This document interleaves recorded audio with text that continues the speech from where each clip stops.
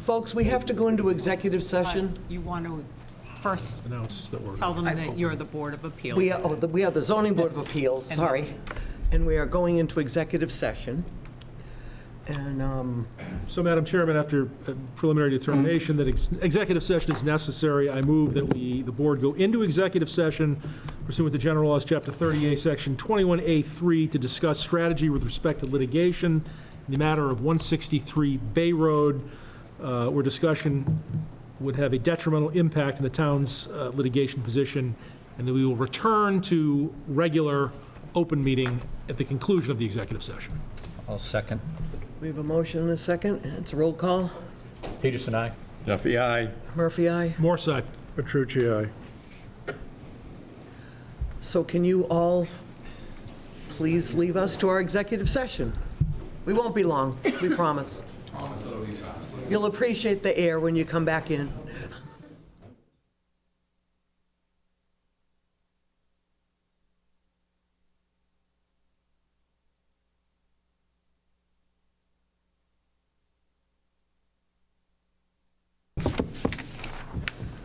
All right.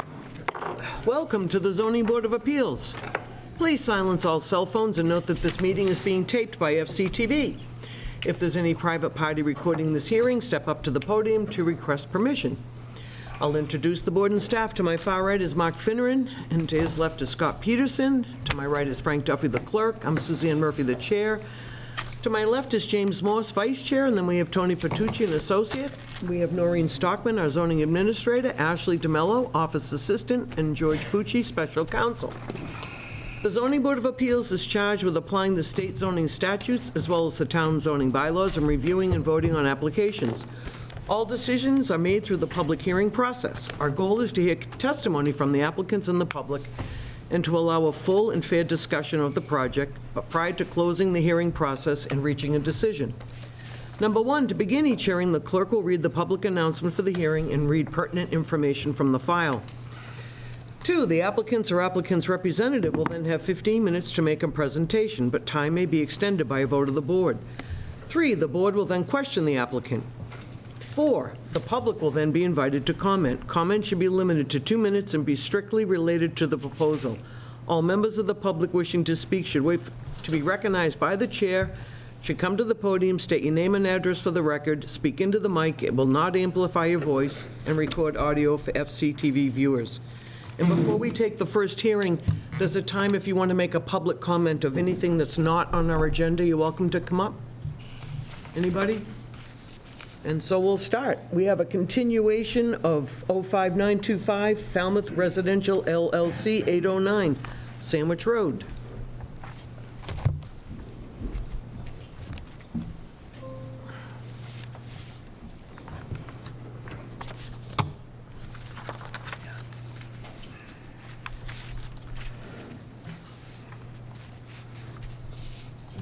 Yeah.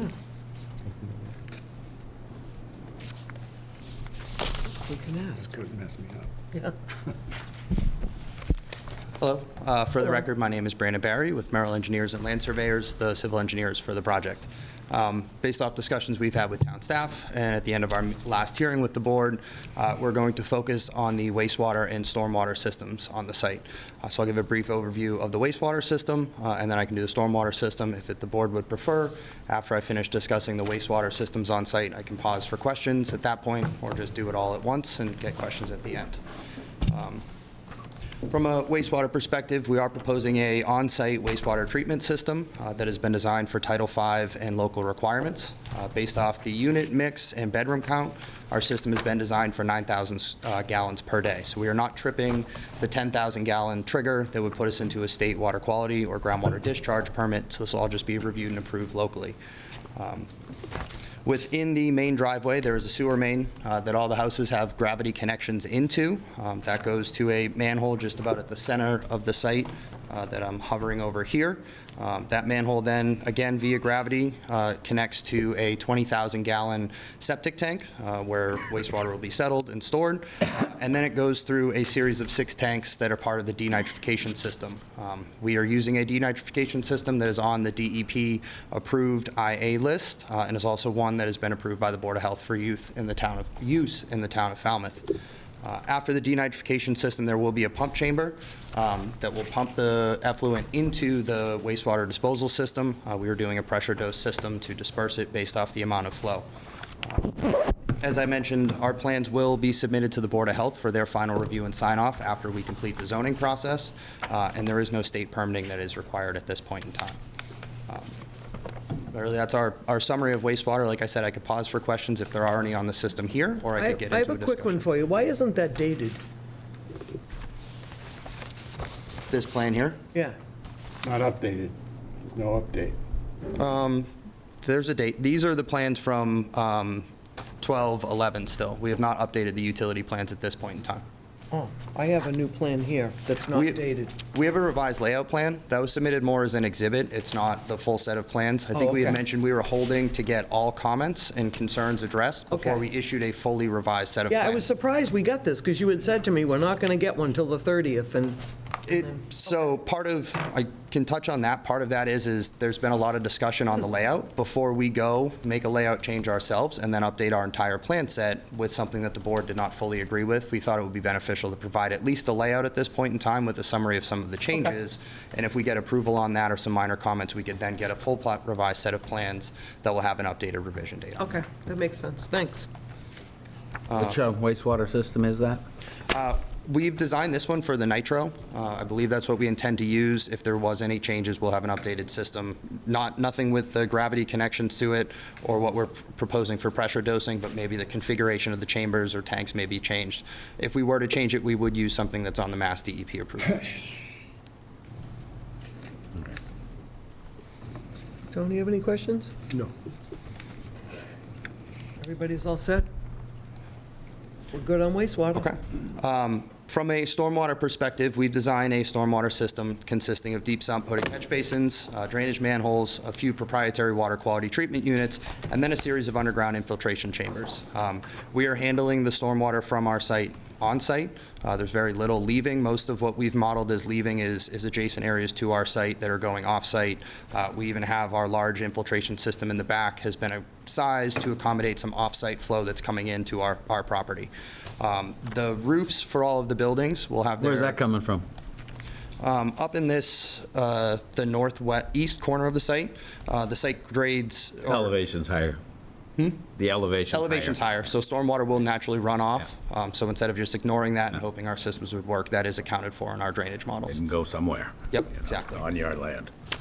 So all the roofs for the buildings will have gutters and roof drains. There's a series of underground infiltration systems that are just for the roof systems. Those don't have any pretreatment associated with them because it's just roof runoff going to them.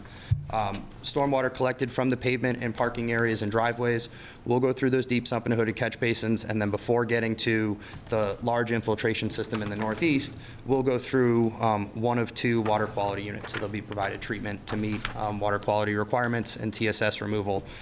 There's also an infiltration system in the grass area to the south of the site that's collecting runoff from behind the units. And within that grass area, we have an inlet unit connected to, or an inlet water quality unit, so that will receive treatment before discharging into that as well. None of our systems have outlets. They've been modeled to hold the stormwater runoff that's anticipated and drains within the 72 hours that's required. Our system meets DEP standards. It has been submitted to review by the town's review consultant, CEI. We went through a series of revisions with them and ultimately got a letter back in January saying that we've addressed all of their comments. I do know, so as far as we know, the system is approved. There will be some minor changes with the layout, but ultimately that layout revisions and removing some of the walkways reduced impervious coverage by a couple thousand square feet. So we would anticipate our system's more than adequately sized for that. But we'll review it when we finalize our plans based off the layout revisions we provided. Everybody good on that? Quick question, just, I'm sorry, I apologize if I did not hear you. What system are you using for the collection? You didn't say. For the infiltration, what units are we using for What the is infiltration? underground?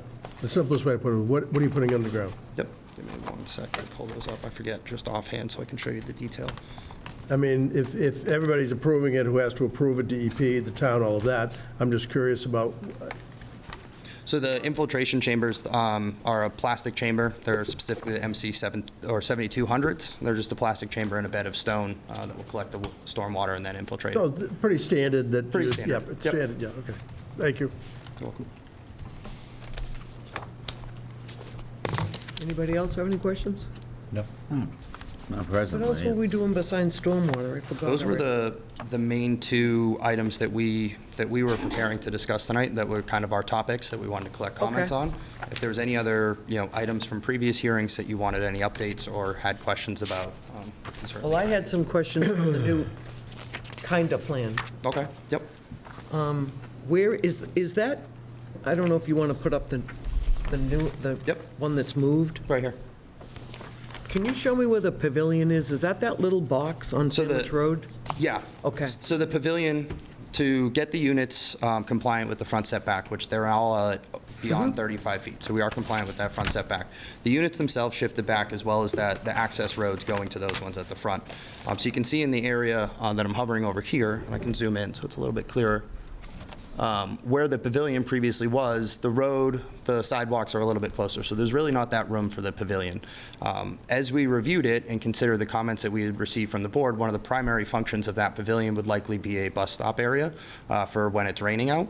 And we thought that having it here, and then when the bus comes, the kids need to walk, 50, 60 feet through the rain to Sandwich Road, didn't really serve that purpose. So in revising the layout, we went with a slightly smaller covered bus stop, as you will, to be 10 by 8. We moved it a little bit closer to Sandwich Road, so, they can stay there. There's about 15 feet from the edge of that to the right-of-way, or to the pavement area. It's completely within our property, but it's more convenient for children to use that for congregating for the bus. And you expect the parents to park in that old parking spot that was where the old pavilion was? We'll have the parking spaces there. I would imagine most of, parents in any of the front units would likely just walk their children up. Other ones that are coming from the rear, there are the 4 spaces right on the access road. Okay. And then there's 3 more across the way and then 2 more on the road. So in relative convenience to that bus area, we have about 9 spaces. Okay. 8 And since is one of mail, them. is mail going there too? Mail is not going to be there. I believe we're going to have a series of mail posts or For a each mail- unit? No, just one large one for all the Where's units. that going? I believe it'll be that pad that we have near the accessible spaces. You can kind of see the concrete bumps out okay, here. I see it, yep. So that's where we're anticipating Okay. mail would be. One central location makes the post office life a little bit easier, and people can swing in to grab their mail. Get your mail when you're getting rid of the kids. Exactly. Sounds like a plan. Okay, that's all I have for now. I don't know if anybody else has questions for tonight. You want to start off? I don't have questions. I appreciate this synopsis you put together, whoever did that. That's very, very helpful to this board, to me. I'll speak for myself only. I absolutely understand no attic. I know it can be done, but I understand why, and why the garages will be used instead. So I have no issue with that any longer, from my perspective. I appreciate the attention to dark sky compliant light fixtures.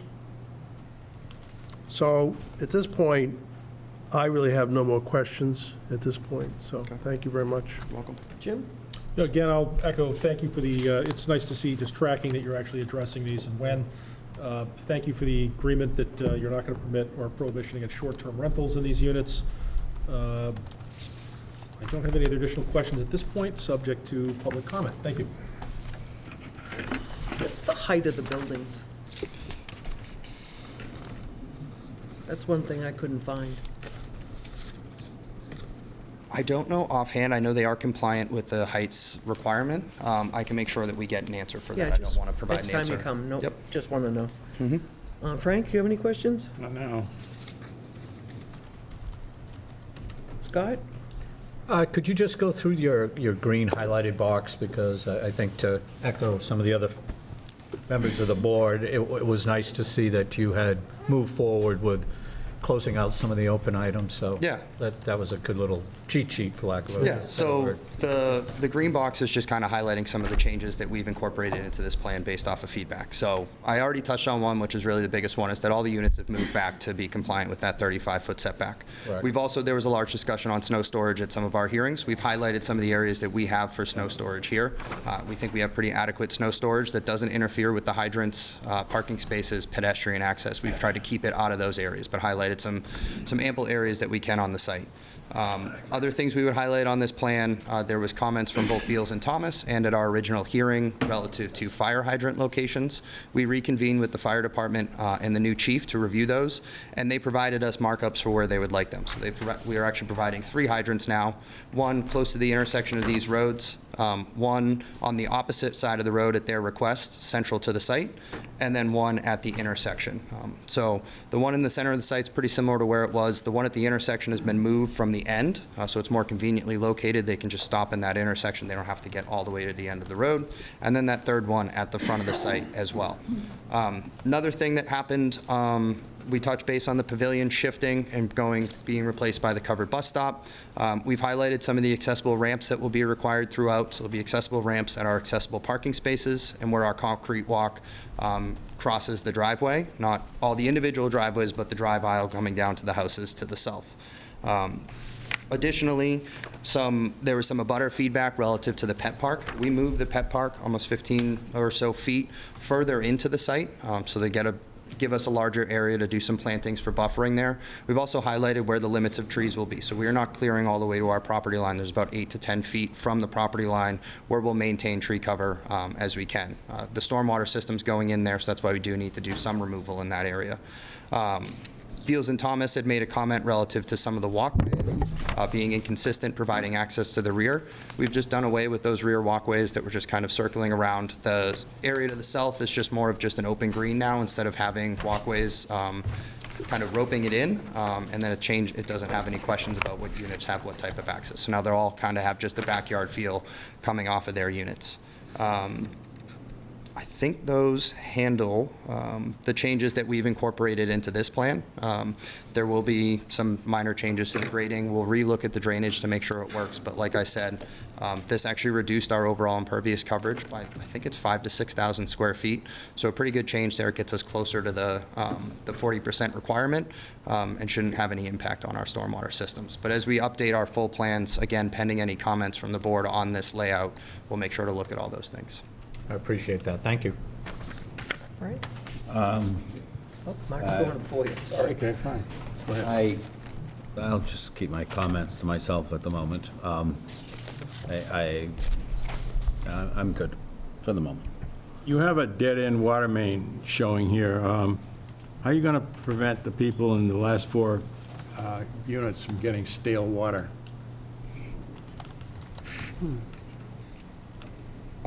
That's something that we'll certainly look at when we work with the water department on connecting to it and review with our Good pick, MEP Frank. engineers.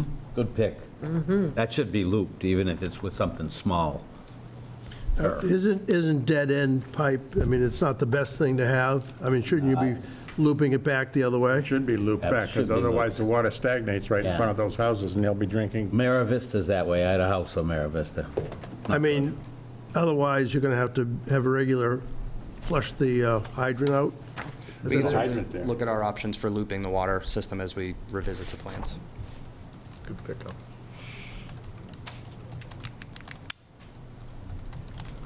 You all set? Yeah. Can I ask the dimensions of the decks and the porches? I will note that. Don't have it Don't have them off offhand. the top of your head? Nope. And then, do you know, you might not know either, I'd like to see, since the only storage these people have is a garage, what's inside for closets? And I don't have a clue on that either. We can certainly bring that. I think our understanding is the hearing 2 weeks from now was going to focus on Okay. architecture and Yeah, landscaping. that so would be perfect. Good. We'll note decks and porch layouts and closets and other That'd be interior good. space layouts. I'm just worried about, I mean, you're gearing it for kids, but there's no, I mean, their bikes are gonna, scratch down the side of their car, in the garage. And Christmas trees are gonna be in the garage, I guess, and luggage and everything's gonna be in the garage. So I was wondering how many other places there are for anything, so. That's all I had. Anybody else have I any have one questions? more. Oh, go ahead, Tony. I hate to keep going back to this retaining wall thing. I know it's a pain in the neck to keep asking this question, but a little experience with this thing. I continue, because I don't know what the grades are on the other side, on the abutter's side.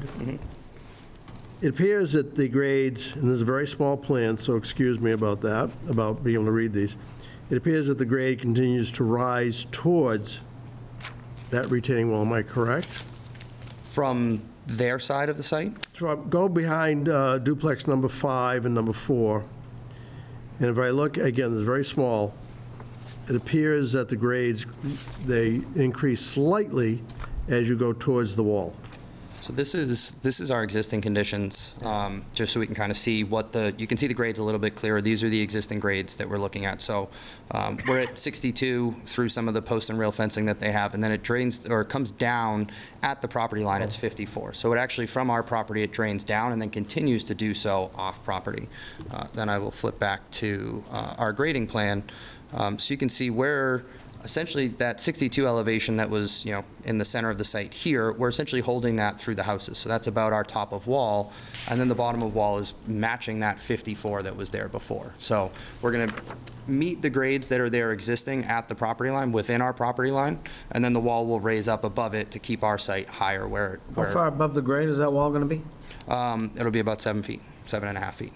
So it's an engineered wall, but No, how far above the grade on this side? Or will it be with the level? It'll be with the grade, It's really, so let me so just. there's an 8-foot drop off?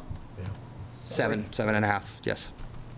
We are calling for there to be a fence at the top of that wall. Along the sides of it, it will come down to Ain't meet the only grades. Let me just finish this part of the wall. What side of the wall is going to be showing at how many feet? Looking from the abutting property into our site, you will look at the face of the wall. So about 7 feet. how are you going to, how many feet away from the abutters lot line approximately? The wall is about 2.5 feet from the property line. How are you not, how can you assure this board that you're not going to affect the abutters property when you do this? Because that's nothing. When it comes to something this high, this much work, you're going to be all over that property in some way or another. I mean, how are you going to prevent that? So when I've seen segmental block walls like this one get built. Oh, I have too. And so, we'll clear the area up to our property Yep. line. We will prepare the site, which will essentially match the grades that are there today. They will excavate down about 6 inches or so to set that first course of blocks. Those blocks will be about 1.5 feet exposed. They will then backfill behind that, then set the next course. So all of that work is going to be done on our side of the wall, building up from the back of it. So after that initial clearing and that first row of blocks are done, all of the work will just be within, will be behind that wall and then continuing to move back as it batters itself. Now, I understand how these are built. Yep, So everything is done from your side of the property? backside. All right. The folks that live on the other side are going to be looking at a very high concrete wall to do this. And are you prepared to offer them any kind of buffer up against that concrete wall? Let me start this way. The finished side of this, I have no idea which company you're buying the block from. You probably don't either, but, Yep. right. So you have a finished side and an unfinished side. The unfinished side is going to be on your side. Buried, show. yes. Yeah. The unfinished side will be on our side.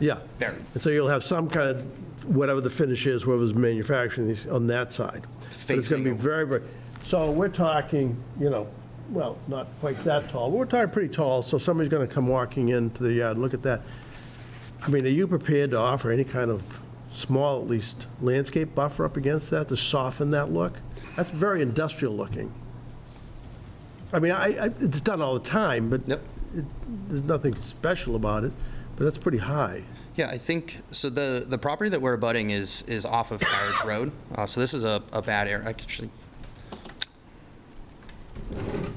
I'm more worried about the people in that middle building are going to be looking at that wall.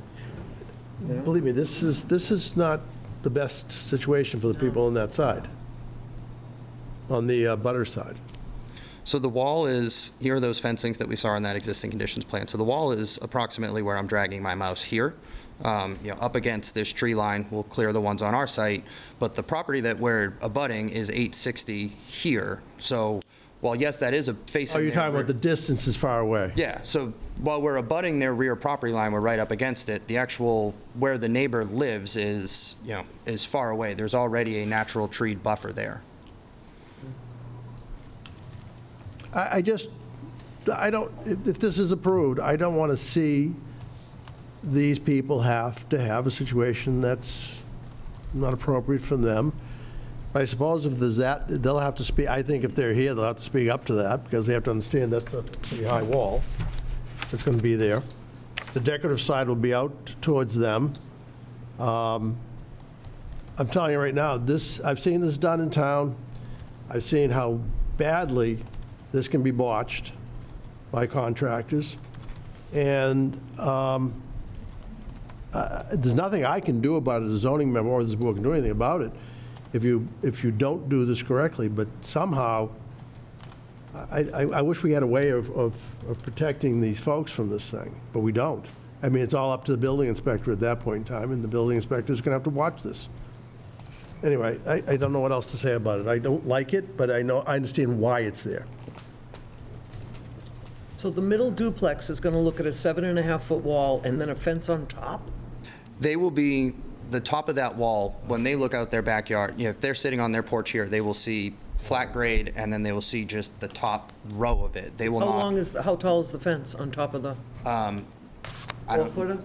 I don't have a specific detail when the fence gets included in the wall design. That normally gets specified by the wall designer, because they have to make sure that it works with their blocks. The building code requires a certain height, so. Yeah. Exactly. So they will see the fence. They won't have a large exposed wall. Their backyard will be Right. about a foot above the top of that fence. There'll be a slight slope down, and then there will be the top of the wall and the fence. only So by the 16 time you're standing on the fence, going to be a minimum of 12 feet. Whatever you do, don't fall off the wall the other way. Good place to practice your backflips. Oh, my kids would be up there. Okay. I just have to say that there's so many things in these, the way this is running on these two on parallel tracks, there's so many things that are actually linked and joined together, and they're not being addressed. I think the way this works gives applicants an opportunity to slow walk things. It's very uncomfortable the way we have to address these, and I know it's been condensed by this safe harbor that wasn't so safe, but anyway, I'm not liking much of this. I'm saying. Yeah, now take a deep breath. Any other questions from up here before we go to the public? I You have have one, Noreen? two for you.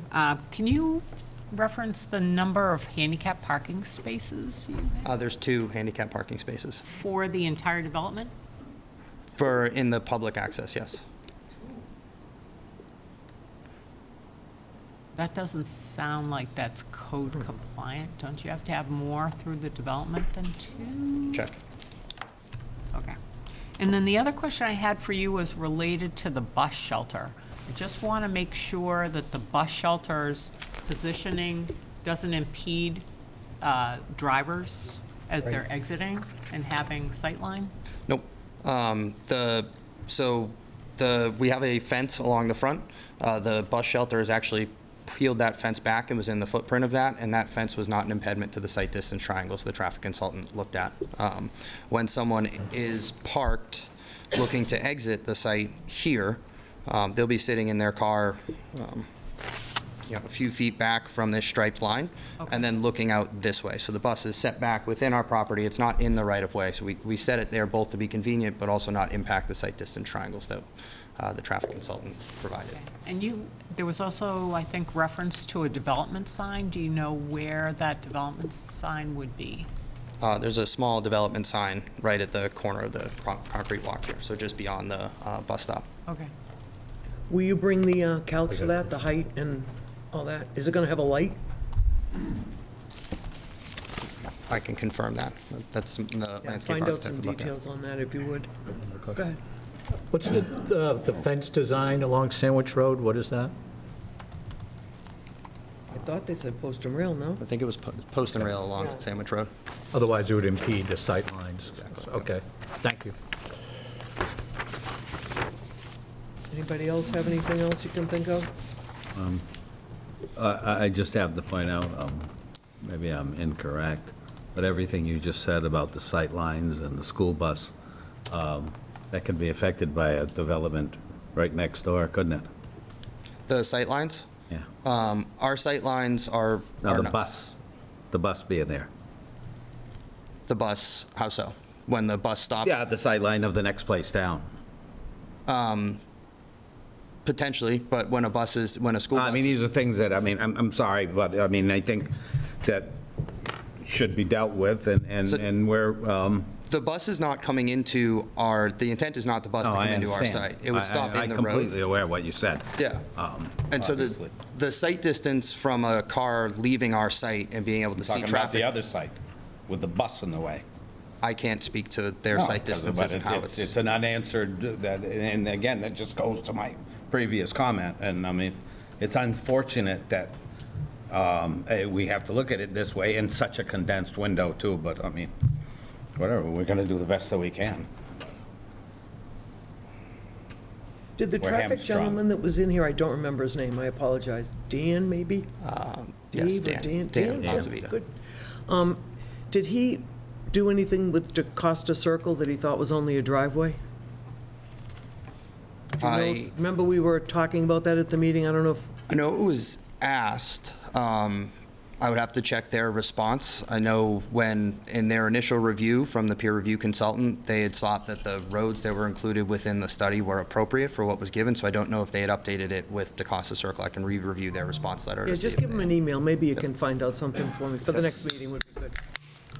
Everybody else is all set? You all set, Noreen? George, you good? We'll take comments from the public. Come on up. Name and address, please.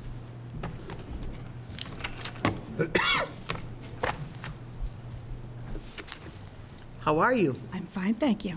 Valerie Harding, 540 Old Meeting House Road. So I have a question for you, the board, where you just said it's a condensed window. Could you explain that? A condensed what? Window. Yeah, I mean, we're dealing with both of these at the same time. We're meeting, I mean, other 40Bs, we've only had a meeting a month. We're doing 2 meetings a month with 2, so I mean, that work, the math works out to 4. I mean, it's, and any question that's asked about this one is going to be, have a direct bearing on the next one, and I you can't understand go that. backwards. And, I mean, if they were every other week. Right. At the very least, it would have been a better, but I'm sorry, that's just the way, the rules and everything made it that way, but it I just. understand that. It doesn't make it better. I just didn't know Sorry to if it answer. was something to do with the zoning board that I didn't understand, since I am new to this. I would like to ask several questions. One is, since there's such a focus on children, where are they going to play? In the street? And I see Mr. Dolly rolling his eyes. I would like to say that I am pleased to see Mr. Dolly here, because I think he's trying hard to make it a decent development. Unfortunately, all of us here feel like, it's being jammed down our throat, and we're trying to come to grips with it. I would like to ask Mr. Dolly, who is going to be the operator of the development? Who's going to be in charge of the people who come to rent? Is there going to be a manager? Is it going to be your company? Come on up.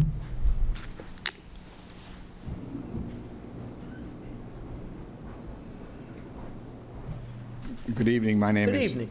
Good evening, my name is Jack Dolly, I'm the President and CEO of Northland Residential Construction. If I understand the question, who is going to own and manage the property? Correct. Northland Residential is going to own and manage the property. We will be in charge of renting it, building it if approved. We have an in-house construction company that will build it. And then we will, our staff will manage the lease-up, releasing, the third-party lottery agent for the affordable units. That has to be a third party under state regulations. and then the day-to-day property management of unit repairs, ground maintenance, snow plowing, trash removal, customer complaints, kids playing, leaving their bikes in the middle of the street, all the things that people do when they live, some of which is good, some of which are less good. And I rolled my eyes about kids playing in the street. I don't see kids playing in Sandwich Road. We have a rather large green, I don't know how to move this thing around. There's a little play area in the back, yeah. Yeah, we have a rather large, this is going to be an all lawn area out in here. I'm sorry, I don't know your first name. Valerie, excuse me. Valerie, we have a very large, this is going to be basically, a ball field, a soccer field, or whatever. You can do what, you can throw a baseball, kick a ball, whatever you want. And then there's, over on this side, I can't even read this. We have a play area over here. I don't know if that answered the question. It does. Okay. Thank you. Are you all set, Mrs. Harding, or do you have a few more questions? Well, just a statement that I want to say thank you to Mr. Dolly, because I have felt, and I think the other neighbors have also felt, that we have not been given a first-row seat to the plans that have been before us that will be affecting our properties, which we have all worked very, very hard. If you've driven down our street, we all have nice properties we've put a lot of hard work into. So we are very concerned with something that we can't control, because we all thought we had a good buffer in agriculture zoning, which you are asking to have waived.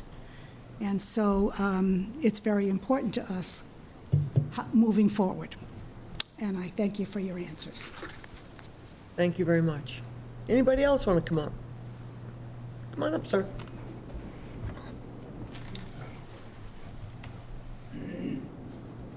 John Roger Augusta, 522 Old Meeting House Road. If you could move this over, please. There's 4 duplexes that abut my property on the east side.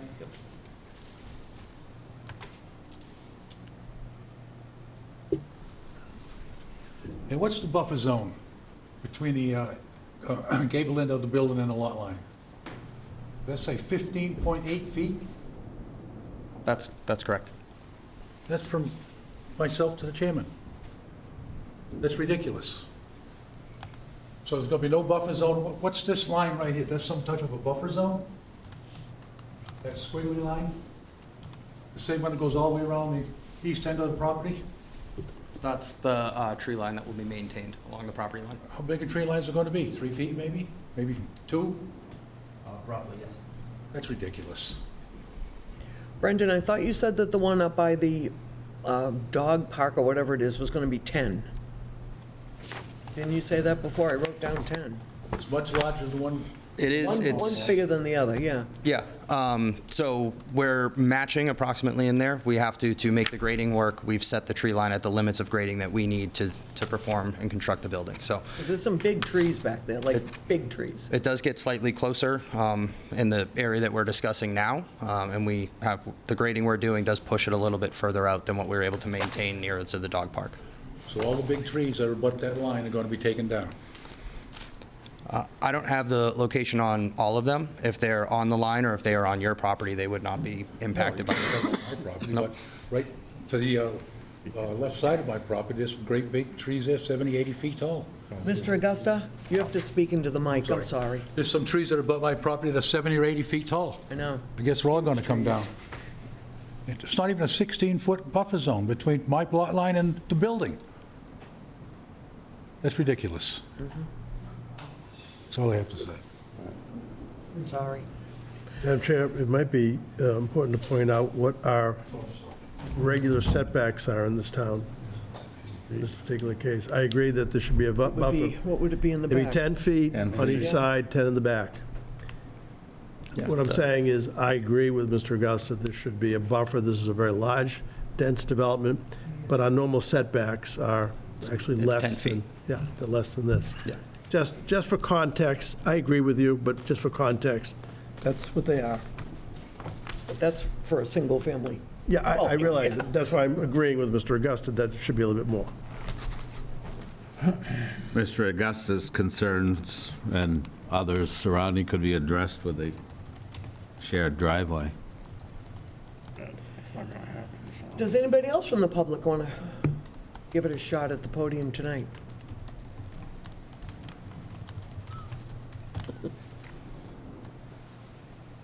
Valerie Harding, 540 Old Meeting House Road. I agree with Mr. Finneran. You have the two major contenders here. They could be discussing the shared driveway, which would solve a lot of problems. And it's time for maybe a little give and take that would help the neighbors as well and help the traffic as well. And it's a lot of the problems we've been discussing, especially the traffic. So they could be out in the hallway talking after we're done. Thank you.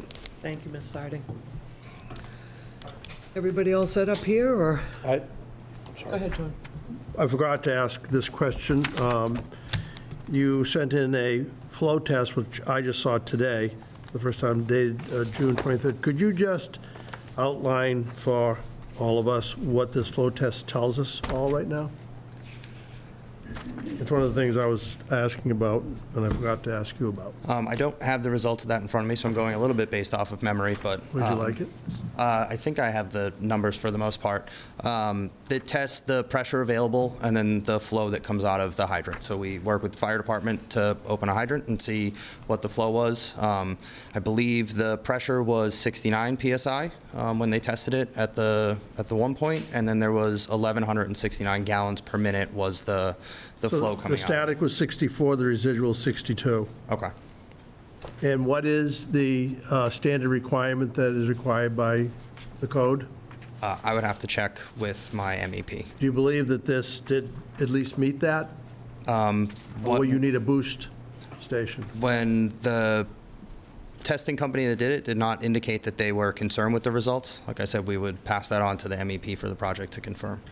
I know when they tested the flow for the new fire station, it was well beyond the parameters, and I would have to think it would be similar, and it's done by the amount of structures you hope to, So- you need less water for one house than you do for 16. I mean, So it's is all a it- calculation. So for the moment, this board you intend this board to believe that this flow test that you put into the records is adequate at this moment. Otherwise, you'd be telling us that it was not, and what you'd be doing to boost that pressure. Correct. Thank you. I have a quick question. On this thing that's dated June 5th, applicant response, I don't know if it's on our end or your end, but I'm missing 28, 27, 28, 29, and some of 30. Are all you guys missing it? You're missing, yeah. Wait, I'm sorry, Madam Chair, which one? On Oh, this yes, one yeah. that says applicant response, I was missing some bullet points, 27, 28, 29, and some of 30. Just to, if you could shoot Noreen an email with it, that's all we'll confirm. There's a page missing there. And a whole page? Well, it's paragraph 4 and it jumps to paragraph 10. There's Yeah. no, You might want to review that. Do you want to Okay, take miss mine it. and review it? Do you have a copy? We have copies of it. Okay. Yeah. Just make sure we get it complete. Yep. Okay. Everybody's all set up here? You guys all set over there? George, you have anything? I'll take a motion to continue if anyone would like to.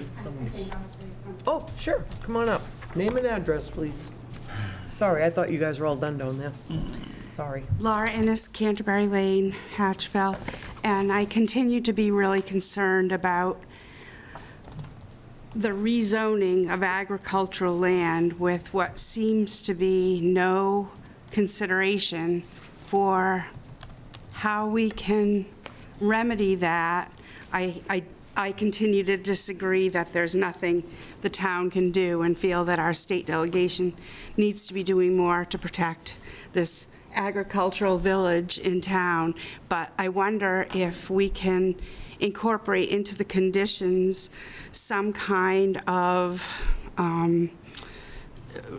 some kind of guidance around clear cutting of trees, and, I haven't been to every meeting regarding these projects, but I haven't seen anything about garden space, community garden space, or anything that could continue the theme, rest in peace, that this was a farm and an agricultural community, and there seems to be no continuation of that. I mean, I would have liked to have seen the houses and the theme continue, that this was a farm. I think one of the developers had talked about doing something like that, which I thought was a really nice idea, but I'd like to see you really regulate both developers here around the clear cutting of trees.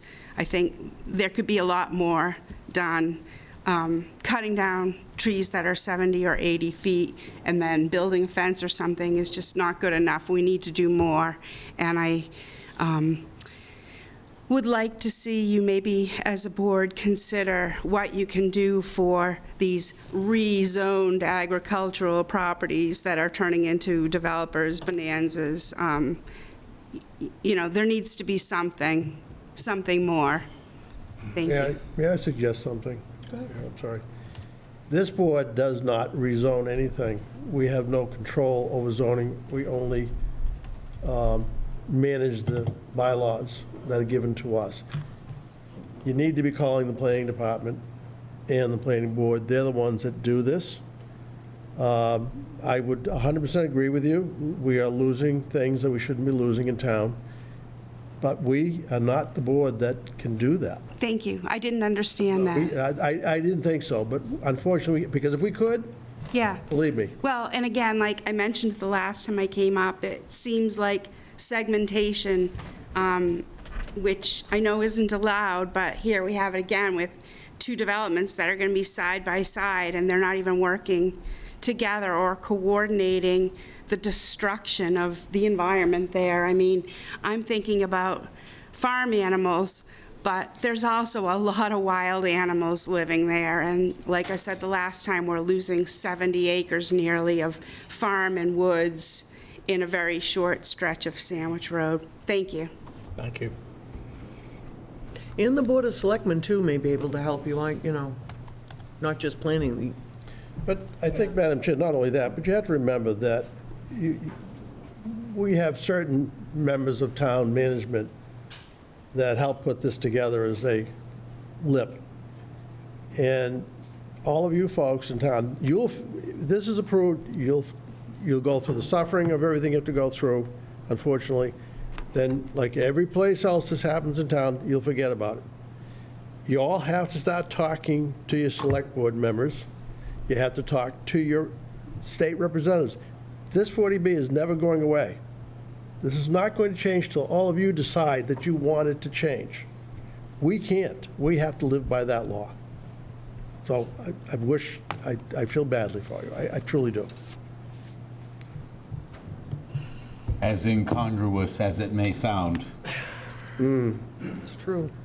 Well, Madam Chair, we hear this a lot, not just with respect to Sandwich Road, but we've heard this complaint about agricultural land in other sections of town, and we're going to hear about it in the future with a lot of other developments. Unfortunately, what has happened is that we have zoning districts that are called agricultural, but they're really not agricultural because the zoning bylaw treats them as residential, if you look at the details of the zoning bylaw. The agricultural designation has just come down over the years from 1926 when we first adopted zoning. But over the years, I guess I'll call it residential creep. The bylaw now accommodates more residential than it does agriculture. And it's unfortunate because a lot of people get confused and their expectations arise and fall, and it's a false premise here. So we're only dealing with the bylaw as it is currently written. And I'm sorry, but we have to do that. I'll take a motion from anybody to continue. 7:30? Do you want to discuss your next meeting and what your expectations are before you? That's a good idea. Yeah. So Brandon's going to bring me some stats. And do you think you'll be able to do a real plan? We can look and follow up based off what we think our timing One would be. thing I really had a hard time with is I got something yesterday at 4 o'clock. I mean, our rules are a week. I mean, I had to stay home last night and do a lot of homework.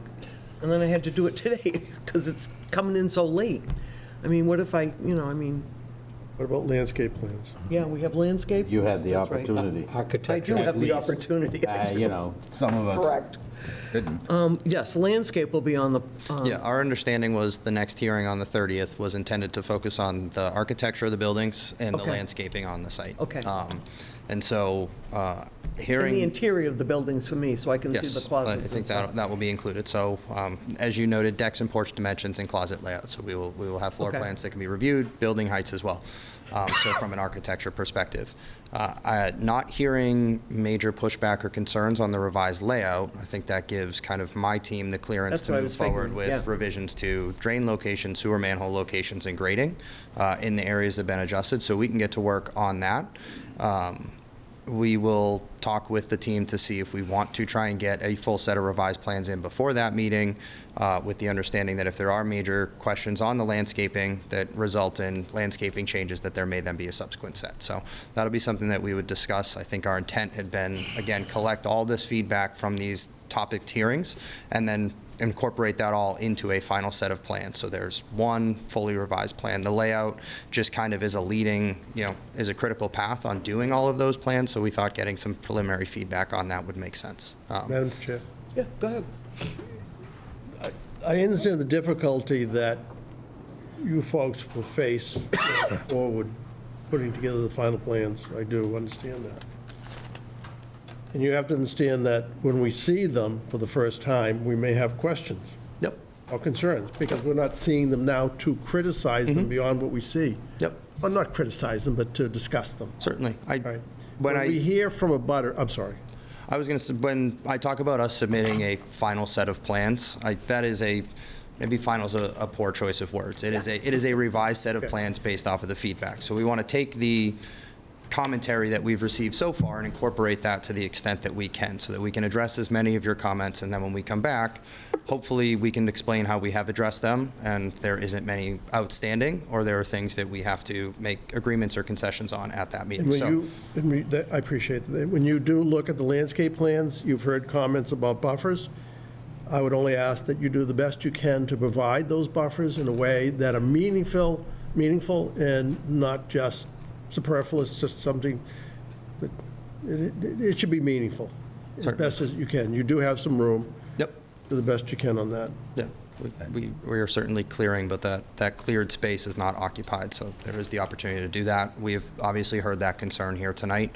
We heard it at the first one, which is why the pet park had moved, and we made sure that we weren't clearing as far as I think we previously were. We'll see what we can do in the other areas that have been brought to our attention now. Okay, Mark, go ahead. You seemed to state that there wasn't much pushback and everybody was happy with your layout, but then you realize there's the buffer and again, there's Sandwich Road and the development next door that just, I mean, these happen to be right next to one another, but they affect one another. And if the issue, the main issue, the entrance, the traffic, the safety is addressed, it's going to change that whole thing upside down almost, which might work best. I don't know. Something's wrong. Everything all set up here? Madam Chair, so I would just recommend for the next meeting where we're going to discuss landscaping, that potentially they could take a look at that easterly-most property line, the section that you have up on the screen now, to see if there's something that can be done there. I don't know if there's any type of fencing proposed or something to provide a buffer, because it appears as though the neighbor's structure is pretty close to that lot line as well. Yeah. We'll certainly revisit And that. then also for the other side where that large retaining wall is, to see if there's something that can be done to help soften the effect for the abutter. And one more thing I didn't hear mentioned, that I heard mentioned before and was a concern of the planning board, it's the number of units.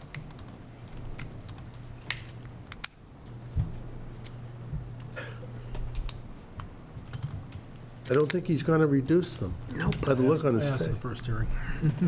I think, again, that was asked at the first hearing. Next meeting? Yeah, Jim. Madam Chairman, if there's something else, I'll make a motion that hearing 059-25 Falmouth Residential LLC, 809 Sandwich Road, be continued to 7:30, July 30th at 6 PM. Second. Motion and a second. You all set with that? Yep. All those in favor? Aye. Aye. Aye. Opposed, none. Thank you. July 30th. All right. All right. Next. Here it is. I have 2 tote bags today. All right. You need a rolling cart. I need a roaming cot, you're right. I need a life, I really need. All right, you can go in here. All right. All right. All right, let's see, next at bat, we have 06625 Sandwich Road Housing LLC.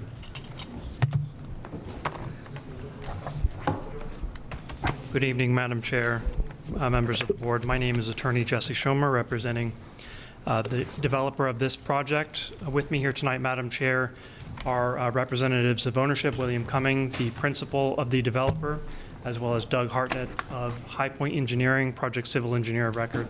Doug will be going through a presentation of the updated civil plan that was submitted to the board. I just have a couple of brief points of update to provide to the board with respect to some procedural aspects of the project, and then I'll turn over to Doug after opening up to questions by any members of the board, if you have any for me. Since we were last before you, Madam Chair, we've addressed several items that were discussed at the last hearing, first and foremost of which was to formally notify Mass Housing of the proposed project change. I was prepared to come up here tonight to say that we had not heard back from Mass Housing. However, as I was driving down from Boston, we did receive the letter. I'm sorry to say Mass Housing was not aware of the board's week lead time policy for updated submissions. So we will be submitting a copy of that for record for the board in case you don't already have it through your clerk. But in summary, Madam Chair, the letter from Mass Housing dated today, and again, sent to us at about 3:30, I just read it when we got into the room, found that the proposed change is not a substantial change of the project that changes the aspects of site eligibility that Mass Housing already found. So from Mass Housing's perspective, that issue is resolved. Again, I'll be submitting a copy of that letter for the board members so that you have copies of that for your files. Madam Chair, question. Do you know how they determined that it was not a substantial change? I'm not What privy to that. factors they used? Typically, what they're looking at in a site eligibility is really not even a 30,000-foot view of the site, it's kind of like 100,000-foot view. And it's really just, do we have site control? Are there major glaring issues that the project couldn't be developed as is being proposed? So things like 4 units and not to trivialize that, but that's the sort of thing that Mass Housing typically would not find to be a substantial change, as well as the other They aspect. don't care about changing of the age at all? That aspect, that was part of their review. They did Yeah. not find that to be substantial. That's not substantial to them at all. That's right. I guess, George, you haven't had a chance to review that document yet, I take it? I have not seen the document. It wasn't going, good evening, everyone. Good evening. Thank you, Law, this tonight to be here. May I answer the question, Madam Chair? Please do.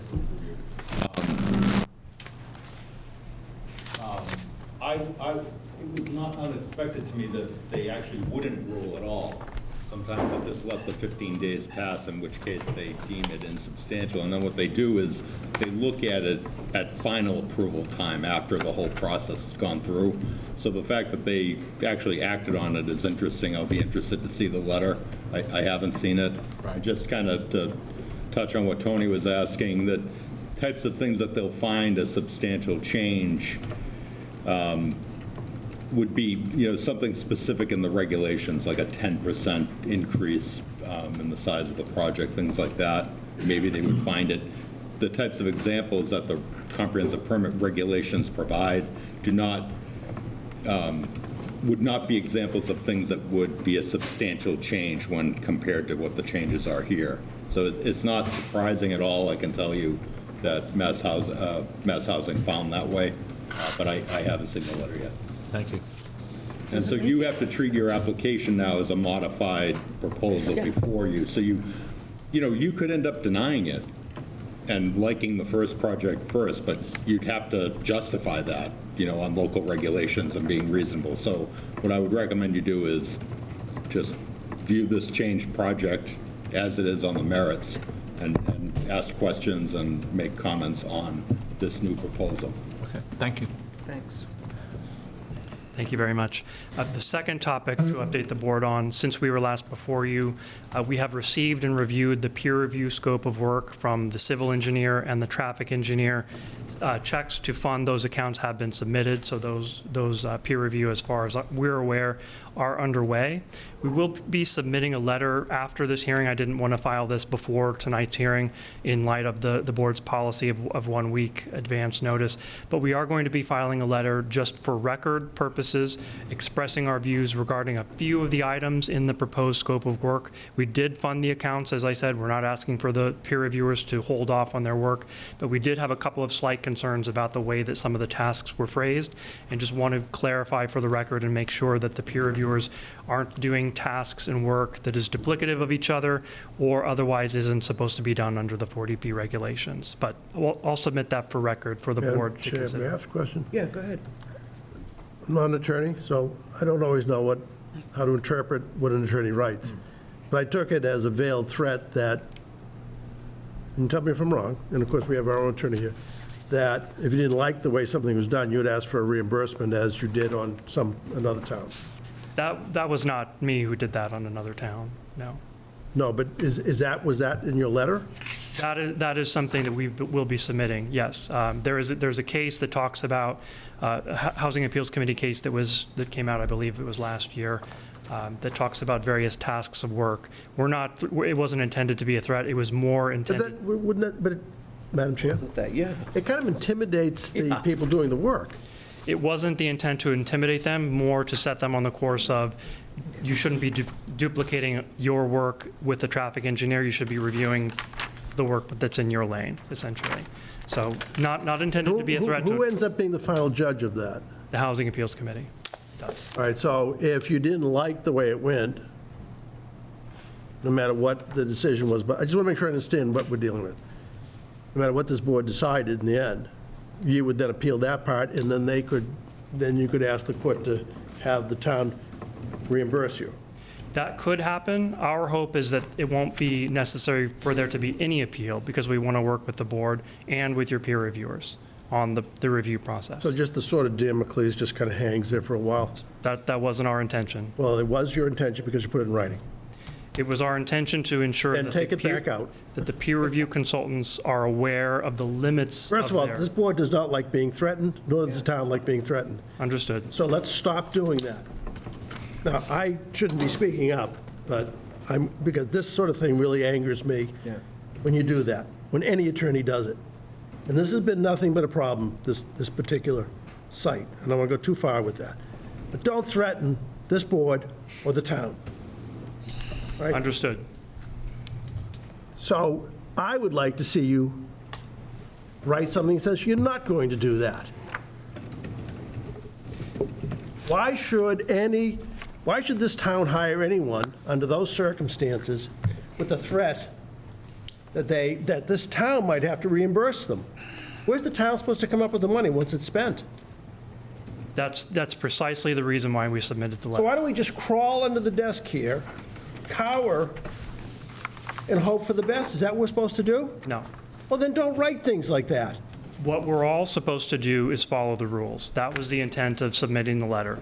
In the case that was submitted, the Weston case, that was a particularly egregious example where there were years of review, multiple reviewers reviewing We have done nothing overlapping egregious topics. in this town, and we don't have to be Understood. reminded about Madam Chair, I'm sorry, I apologize. No, he sent us the whole case. Yeah. Yeah. It's understood it wasn't intended to be a threat in any way, just a caution to all parties, us included, that when this review is underway, there shouldn't be duplicated work, there shouldn't be things that are being done on behalf of other parties. Follow the rules. That's the. Madam Chair. Also said that the peer cannot go to town hall to talk to staff. Yeah. So therefore, that leaves our secretary out there. They can't speak to the secretary? The intent of the peer review, allowance of peer review under the 40B statute is that the peer reviewers review the proposal before them, the four corners of what's submitted. Not that they talk to outside parties, not that they go and do their own research. It's to review, to confirm that these submissions comply with applicable regulations as we proposed. George, let's- Please, yeah. George, please. So there's a few issues with it. First and foremost, the 518 South Ave 40B decision that's cited in council's letter was not an egregious case of peer review abuse. It's an extremely complex project with multiple disciplines involved in it and review, and they did a peer review, and the HAC ordered reimbursement of certain amount of those funds. That decision is under appeal. It has no binding precedent on this board or anybody else.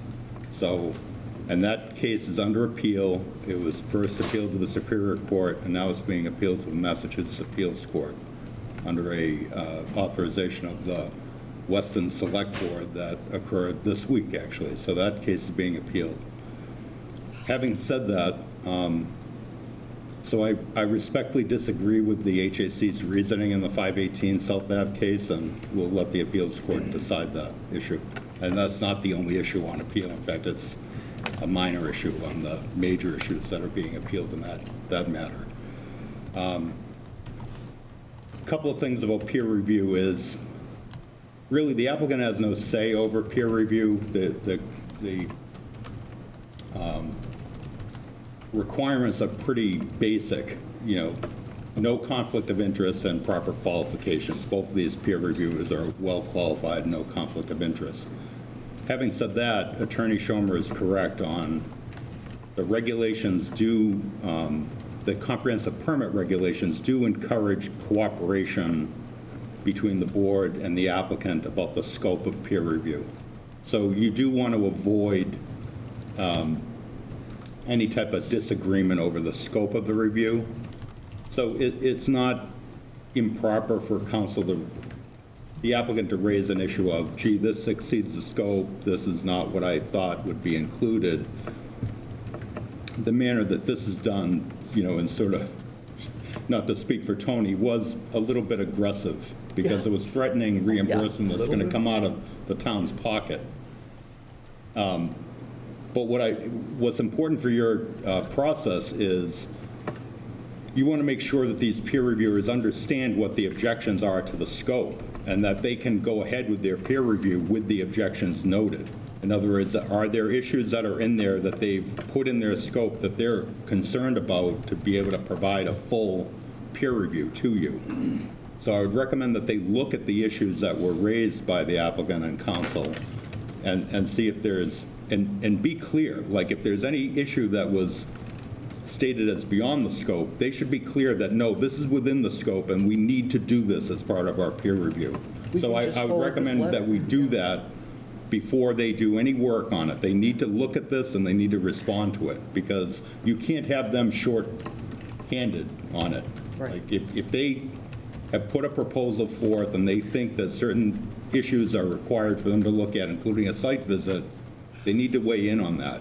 If they see that there are issues that are noted in Attorney Schomer's letter that are perfectly reasonable for them to amend or say, yeah, we didn't intend to do that, then that would be fine. There's no reason for controversy. Didn't the letter say no site visit too, Tony? It did. I saw it, no site visit. That's like find that a little unusual, but, so, issues like that. So No, that's what it said. What I would recommend is, before the peer reviewers commence their work, they look at the issues that were raised and they respond to that. Yes, I can agree that I'm not doing X, Y, Z. No, I need to do A, B, C.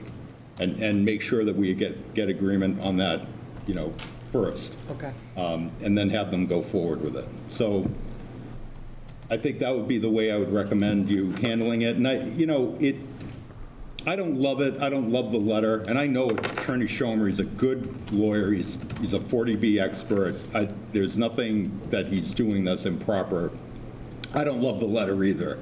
It was sort of a shot across the bow. It was. Anybody that does 40B practice knows that Weston case is an extremely controversial project. So it's a little bit aggressive, when we're trying to have a give and take, as that lady had mentioned.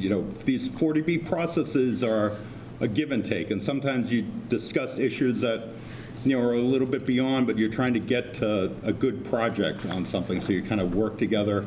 So the letter was a little bit aggressive. I would recommend that the board just sort of, recognize it for what it is and address it through allowing the peer reviewers to comment back to you on it before they do their work. Does that make sense? I've never heard of a peer review not be allowed to drop something off in Noreen's office and say hi. Like, what? Yeah, they can stop by Noreen's office and say hi, but they don't have to be. No, it says not allowed to confer with any staff at town hall. Yeah. So, Madam Chair. That's crazy. Through you, I have to wonder if this is an attempt to keep peers, engineers working for this town. Is that what this is about? Not at all.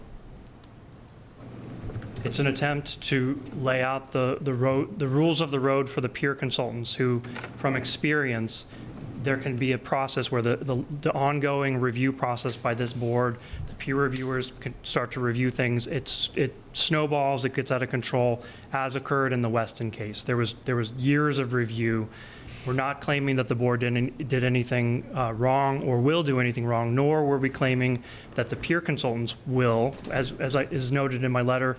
They're well-reputable firms. We don't claim that they're unqualified. We don't claim that there's any conflict of interest. We're perfectly happy with them being the reviewers.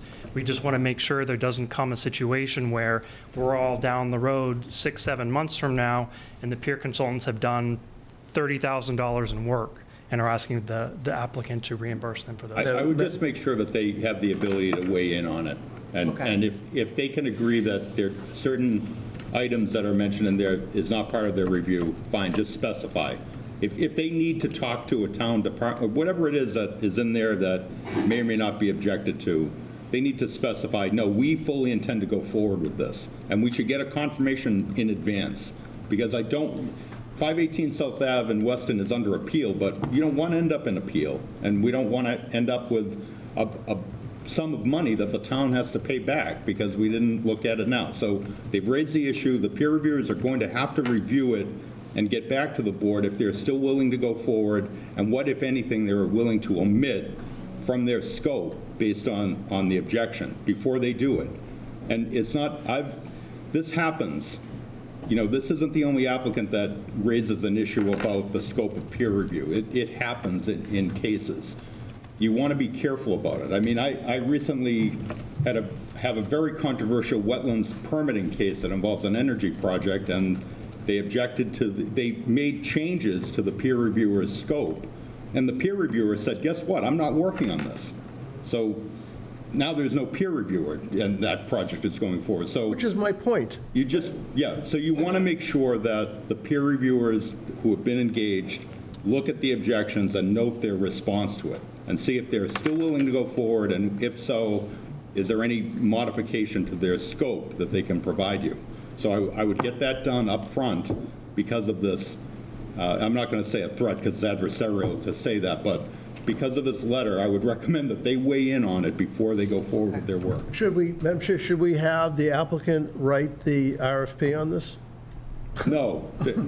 Sorry, no. I was tongue in cheek. Just joking. Yeah. Have you ever had a 40B where the peer was not allowed on the property at all? No, that's I've never heard of that. strange. Yeah. I mean, they don't have to do multiple site visits, but often, they want to. I've never had one where they didn't go on. That's right. That I know of. I didn't read this letter. Oh, you'll have fun. I'm glad you did. Yeah, but I just question why they ran this thing up the flagpole anyway. Are they looking for I mean, I'm sorry, I've given my advice on it. I'd recommend you follow that advice We'll do and that. move on to. Let's move on. I have one more question. You said the checks have been submitted. Was there a dollar amount that you've agreed to for the traffic and the engineering? I don't recall what they were. We submitted exactly what the peer reviewers estimated for their fees. Do you know, Noreen, what the dollar value was on those, or? If not, that's fine. And the fact that they gave the check doesn't mean that they won't seek reimbursement later. I'm just trying to Madam Chair, understand the one more risk on the question. town. I apologize, and I realize we're going to have to get past this. When you submitted that check for the 53G account, were you aware of the scope of work that the peer engineer was to perform? We were. Was there any objection to that? That's noted in my letter. So The that is objection what is- you're noting. But yet you still said, I'll pay for it. We don't want to slow down the process. But watch out. That wasn't our intention to say, watch out. It was to the peer reviewers to say, here are the guardrails. I just wanted it on the record, that's all. That's what I'm saying. The fact that they made the deposit doesn't mean they can't seek reimbursement later. So I would just allow the peer reviewers to weigh in on it. Okay. Just one final point before I hand over to Doug. Since we were last before you, I did submit by letter a summary of the project and the changes as the board had requested.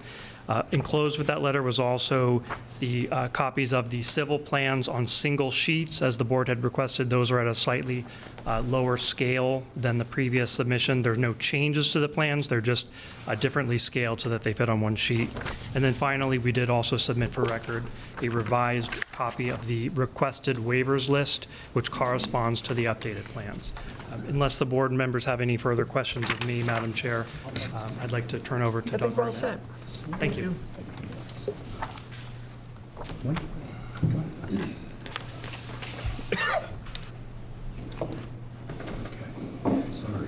Good evening, Madam Chairman and members of the Board of Appeals. Doug Hartnett, Principal at High Point Engineering, representing the applicant this evening to discuss the civil engineering of the project being discussed this evening. I have not presented to this board first, so if there's any technical issues I have, I'll be sure to reach out to staff, and hopefully we can address all your questions. We also look forward to the peer reviewers, as previously discussed with the applicant's attorney, and I look forward to working with everybody in this town to make this a successful project. I thought what I'd do is go back to the existing conditions of the property, existing conditions survey prepared by Bracken Engineering, just to refresh everybody's memory about the property limits, the existing conditions of the property, and what sets the basis for the design. So the property itself, as you can see, is shaped similar to a typical hammerhead type of lot. This lot area is about 14.6 acres. It's predominantly vegetated, with the exception of the area of the old horse stable that extended onto the property. As you can see up in this area, I'm going to try here, in this area here. Property is bisected by a 100-foot wide transmission easement controlled by Cape and Vineyard Electric Company. On the right-hand side of the property, this is, again, fully vegetated area. As part of our due diligence on the land, we've conducted soil testing back in December of last year. Testing was witnessed by the Board of Health for the purposes of on-site sewage disposal design. 19 test pits were excavated and witnessed. As it is with most of Falmouth, the soils are predominantly medium sand. Test pits were excavated down to about 12 feet, no groundwater observed, so the soil conditions are more than adequate to support the development plan. What I'd like to do is just really discuss the development, looking at the landscape plan. I think the color helps to better present what the project is. And I'm working on this. This is the first time I've done this with this particular item here. As you access Sandwich Road and you come in from west to east, you can see that the road is loaded with single-family, for-sale units that are mostly detached as you come into the core of the development. This is the development plan that the board originally saw in the original application, with a loop road that extends into the west side of the property adjacent to the electric easement that you see here, with a connecting alley between the loop road in here. You can see the units identified in white. The unit count in what we call the core area, the core condominium area, is 50 units. That's a mix of 40 detached and 10 attached units.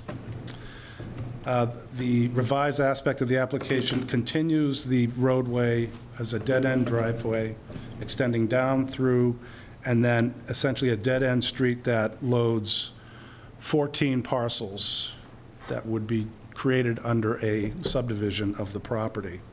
These would be single-family, four-bedroom, single-family homes, a more traditional rural type of design for the development plan. The roadway itself is designed as a 20-foot wide two-way roadway. The core roadway is designed, this roadway section is, as I said, 20 feet with a 5-foot grass strip and a 5-foot sidewalk. So if you were to kind of look into zoom it in, you can see generally the way the layout of the roadway and how it works, okay? And that condition is consistent as you go through the core development area. As you get to the crossing of the electric easement, the roadway transitions to a gravel roadway. The reasoning we did this is to create a more rural setting for the single-family parcels in the rear of the property. Again, this roadway would be 20 feet wide, two-way, as similar in dimension to the width of the paved area, with essentially a dead end up on the top end area here and a dead end down in the south area here. This dead-end roadways have been designed to meet the NFPA requirements for dead-end turnarounds for fire apparatus. Those maneuvering studies have been conducted for this project and can be provided to the peer reviewers as they go through their effort to review the project.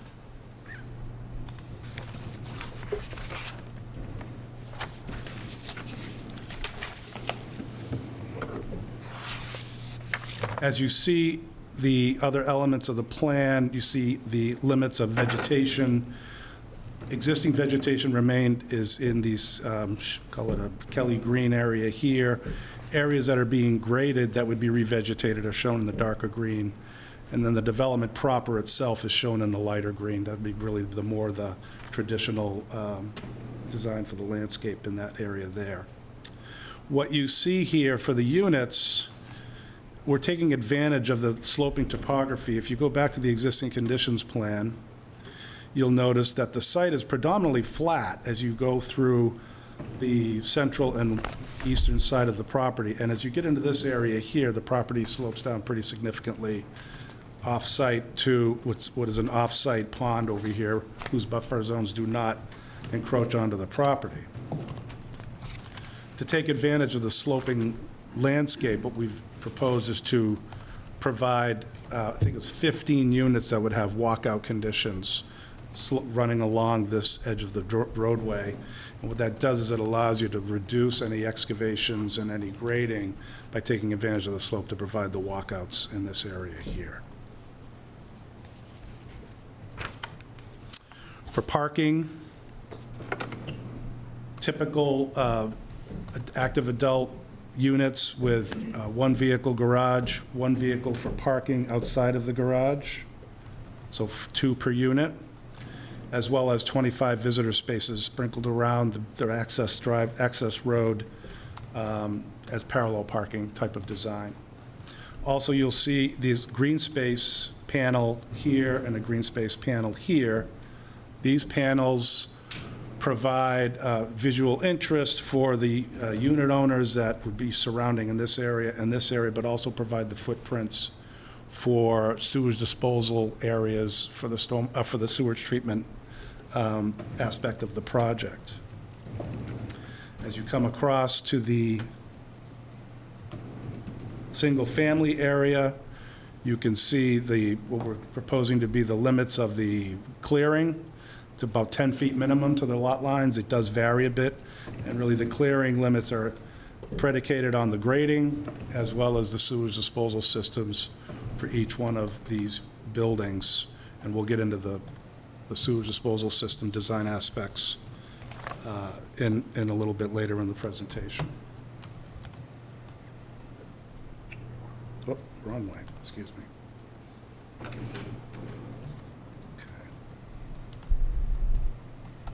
Stormwater management.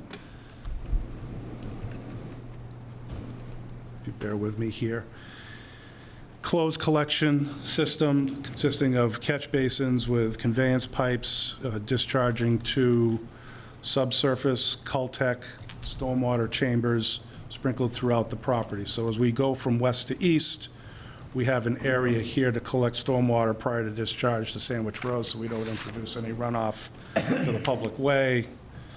As we come into the property itself, excuse me, I'm a little bit here trying to get my bearings on this. Apologize for that. As we come around the property, you see footprints of Caltech chamber areas here, smaller areas along the roadways, smaller areas adjacent to the roadways here. And then behind the buildings, these are stormwater chambers that are discharged by the roof. So there'll be a separate roof drain collection system for the buildings.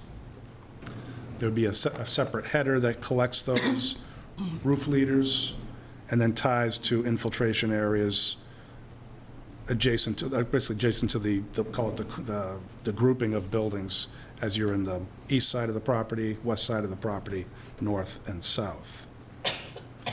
What this design does is it allows decentralization of the stormwater management. So by providing this, it more mimics the hydrologic aspects of the property, better design that's encouraged by DEP under the stormwater management policy.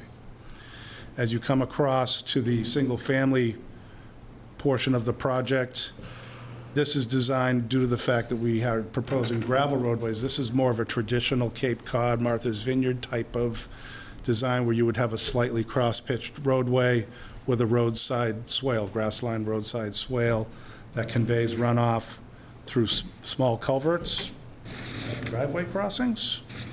This to see that. Madam Chair, quick question. Yeah. I'm not sure I heard what you just said. Yes. Did you say it's a gravel road? Yes, sir. Okay. So the high point for the roadway is essentially at the intersection. So this portion of the roadway discharges to grass-lined swale, sediment 4 bays, and then a recharge area in this location here, and the similar design for the grass-lined swale, sediment 4 bays, and then recharge with a separator row that we have in this location here. From a best management practice standpoint, all the subsurface chambers and all the stormwater is designed to capture, pre-treat, and infiltrate up to the 100-year event. So there's no release of any stormwater associated with this design. The pre-treatment meets the 44% TSS removal requirements for critical areas. Can I ask a quick question? Yes. I've never had a gravel road before in a 40B. Now, these are ownerships. Correct. So your gravel starts to wane, so the people have to provide their own gravel in front of their house? Is that how it would work? From an association perspective, even though these are single-family homes, the maintenance of the roadway network is likely taken care of by Through the an HOA. association. So Okay. the association would have an operation and maintenance plan for both the gravel roadway as well as for the paved And roadway. why did you choose gravel? We were seeking to create a more rural It's condition. not going to be rural, this is like crazy. Oh, come crazy on. land. Far from rural, I can see the General Lee going around the corner there right now, you know? yeah. No, seriously. why I'm did laughing you- about the General Lee Oh, comment, yeah. that's all. I did. But seriously, no why did you disrespect, choose ma'am. gravel? This is not rural. It doesn't have a second of rural. But it sounds good, Madam Chair. The rural word is pretty. Okay, thank you. That was the design intent. So we talked about the stormwater management strategy, talked about the roadway network. We can discuss now the septic system. Madam Chair, before we leave this whole thing, because I'll lose my train of thought on it. Yeah. What is the benefit of gravel versus paved? what is the benefit of them? Forget the rural thing, because this is not rural. I like the idea, it's very pretty. But what is the benefit of gravel versus paved, besides expense? Coverage. Yeah, it's the impervious coverage is also. So what's the lot coverage by paving and structures here? About 42%. So if you'd have paved that road, would be at 49? I don't know the exact number, but Oh, it would be, come on, it would be somebody does. greater. Come on, you say guys that. are math all day long. Look at you. Mr. Come on. Finneran, I don't know the exact number, Okay. so. All right, give But it to to your me point, it within- would increase. Any other questions from the board before I go to the sewage disposal design? Thank you.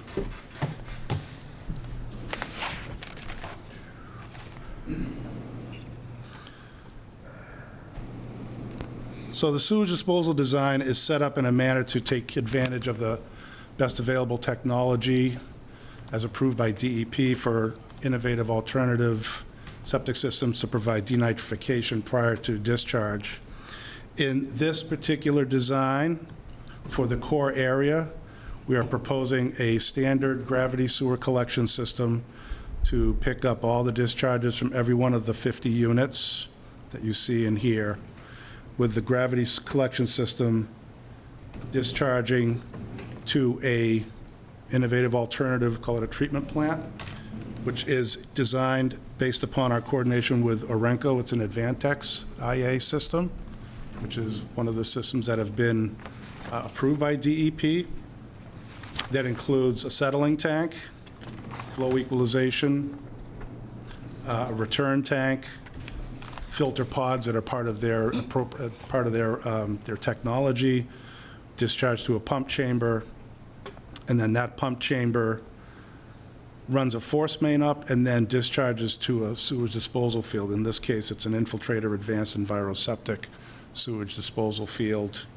The flows for the core development area are assumed to be 8,400 gallons a day, based upon the active adult use of 150 gallons per unit, plus some units that have 3 bedrooms, so those have been accounted for in the sewage disposal estimates. What was that, 8,400, did you say? Yes, 8,400. That pump chamber, how far underground is that? Well, this is downhill, so it's a Yeah, good I question. That's why I We asked. purposely put it in this area to take advantage of the dropping grades, so we did not have to have the pump chambers and all the other components significantly deep within the landscape. I can get that information for you, I don't have the So is there going to be a exact design. noise issue here? No different than any other type of area that has pump chambers. These are all underground, as you're probably aware if you've seen them. They all have covers on them. There is a small building, it's a maintenance shed. It has probably a chemical feed for the Yeah. for the denitrification process, not dissimilar from some of the other technologies. Madam Chair? Tony?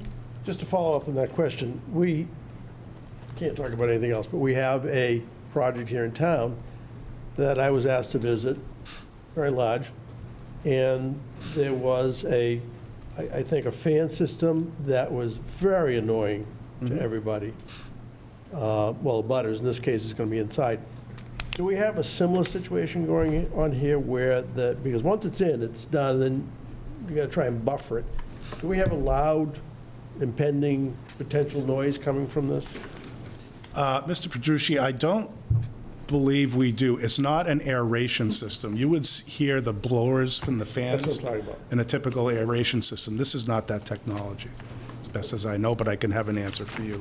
I would love to have that, because I did witness it, and it is very annoying to butters. Very good. Be happy to answer that for you at the next meeting. As we move over to the single-family area, these are intended to be individual sewage disposal systems. IA technology is the same Advantex, Orenco technology, except it's smaller in scale. These are designed as 440 gallon per day, 4-bedroom units, and those are individually set, as you can see the footprints on the plan. Those footprints have been set up to meet Title V requirements for property line setbacks, building setbacks, and groundwater separation and so forth. Madam Chair, I'm sorry, you're up. And the HOA is going to take care of all the inspections the first year and all that? Yeah, so I would suspect in a typical HOA like this, these unit owners would have their obligations to maintain their own systems. Typically, there's a contract that needs to be demonstrated to the town. I thought some of those were affordable. Yeah, what's going to happen if that gets, those aren't D-nights? Yes, they are. They are Yeah, They are? it's all They are D-night. D-nights, yeah, it's all D-night. They're all D-no? Aren't those affordable, some of those 14? Yes, Yes. yep, comparable in terms of the And so they're quantity. in charge of their D-night system? The creation of the association and the obligations to maintain the sewage disposal in the D-night will be taken care of as part of the association agreements. So to your point, if we were concerned about the affordable units not, or putting the burden, if you will, on maintaining those systems, we can discuss how that would be managed in an association document. I think we'd like to see drafts of those documents just to make sure that Yeah. a affordable unit owner is not going to get saddled with a large bill unexpectedly. And how much electricity could they Sorry, Madam Chairman. look forward to paying every month? The affordable ones, to run that? I don't have the answer for you, Mr. Maybe you Finner. could get that, just so we know. Yeah, we're going to need that data, Okay, please. Actual Massachusetts electricity prices. yeah, understood. Madam Chair, unless, of course, there's an objection from their attorney about that, too. Would there be an objection To get the data? to get the data? We can speak with Arenco, who is the manufacturer, to see if they have real data in terms of what the electricity usage is in order to be able to operate their Yeah, because when this board asks for something, it would be good that we get it versus getting another letter that says we're not going to get it. So I'm just, because it wastes everybody's time, your time, our time, we're anticipating getting something. So I'd like to know now, is there any objection to us getting that information? No, not that I can see. Okay. The question is, can I isolate the energy usage data for those systems? If somebody has a house and they have their electric bill doesn't differentiate operation of their IA system versus operation of the rest of the electricity in the home, right? So that's why I have to go to the manufacturer. They should have data. Yeah, they on have that. all that. And I'll do my best to get that to the board. Thanks. And then in closing on the design for this, for the core area, I should mention, this is designed to meet the Title V requirement for the footprint for the leaching area. As I said, it's the infiltrator advanced enviroseptic sewage disposal field. This area here is the reserve area. So we've purposely broken those out. I've found in my career, it's almost easier to not have reserve areas sprinkled in between the existing chambers to isolate it so that in the event that you had to put something online quickly, that you could do that with a reserve area. So it's not uncommon to have the reserve area somewhat remote from the primary field. I mean, this all has, Madam Chair? Yeah, go ahead. This all has to go before the Board of Health anyway. Correct. Yeah. There'll be a full review of that. I heard the board mention water on the previous hearing. We are proposing an 8-inch water main extending from the main off of Sandwich Road, extends into the site. The water main is looped within the core area, internal looping, with a dead-end water Either main end of that is a extension. dead end? Pardon me, sir? Either end of that is going to be a dead end, the Yeah. 14? What's the length on that dead end? This roadway, I had it Depends if written you're down, on is the about end. 750 feet roughly. So if you think about a dead-end street, cul-de-sac dead-end street, oftentimes they're between 500 and 750. Where do you live? In a lot of the towns I've worked in, it's, for a dead-end street that's a subdivision roadway, 500 feet's not uncommon for a dead-end street. So, Okay. Madam Chair? Just the same question the last applicant. On this dead end, how do you keep that water from becoming stagnant? How do you flush it? Can't. Well, I know, yes. Yeah. I just want, he's the engineer, I just asked. You can do it a number of ways. You can. Loop it. True, but you can also coordinate with the fire department to open the hydrants, to flush it like they flush. The town has a flushing Every week? program. You don't need to flush it every week, Mr. Fenner. I had a house on a dead-end is a private street. road, If I left for 4 or 5 days, Ask, you could tell by looking in the toilet. ask. I mean, it's the same water getting delivered, and it's not the water they're delivering, it's the pipes that it's going through. Understood. Isn't So, this a I private don't- road? Yes.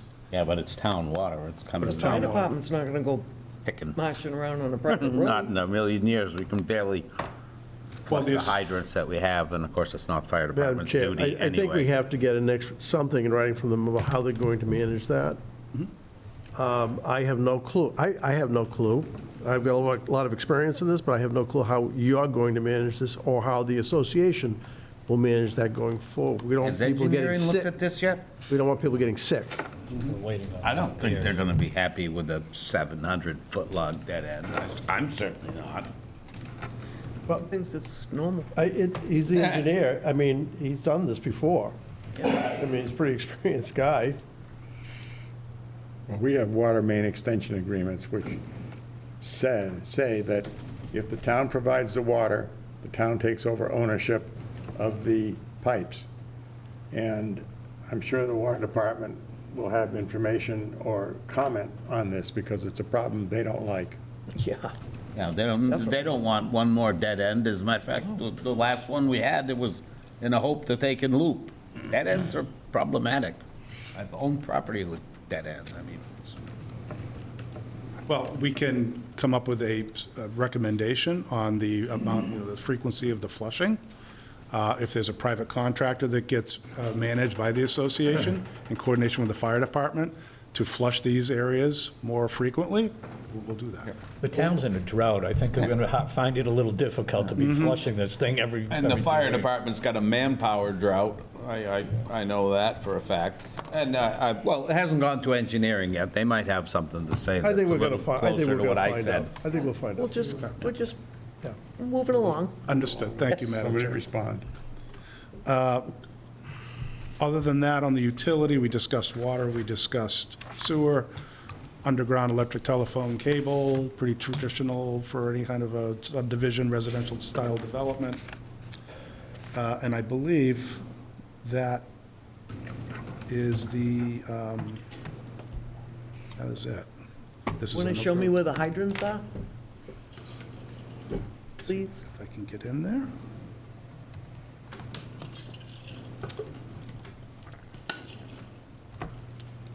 See if I can see them here. See, we have, okay, I'd have to zoom in pretty tightly, Madam Chair. We have one in here, pros hydrant with water gate cluster up in here, and they're sprinkled up. Typically, the hydrant layouts, 500 feet between hydrants from the fire department's perspective, and we'll ensure that we meet that typical standard as we go through the final. You can just bring it next time you come if you want to point them out.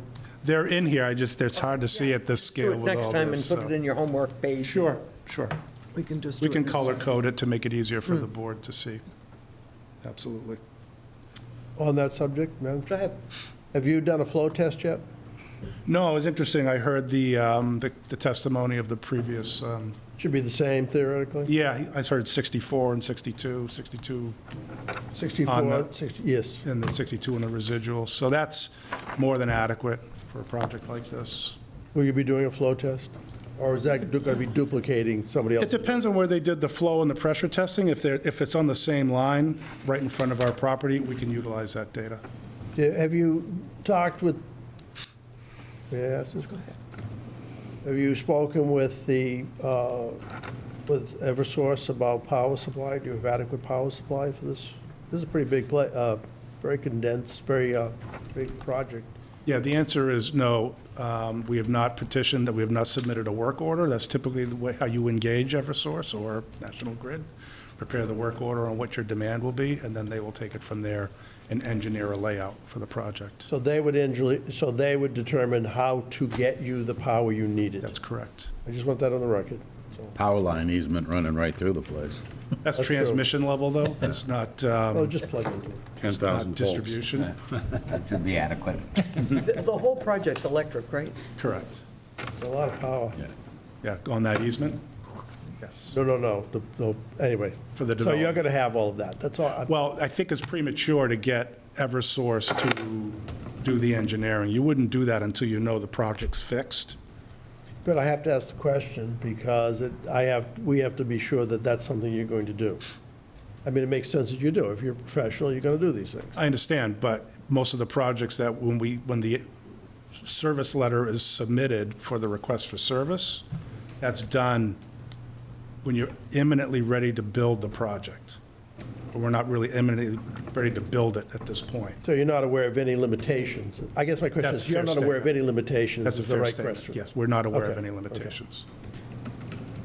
Are there streetlights? We do have a photometric plan. I don't think it's on the full size. The answer is yes, we do. On both sections Yes, you know what? Yes, we do. to light up the gravel? Have to go find the... Seashells.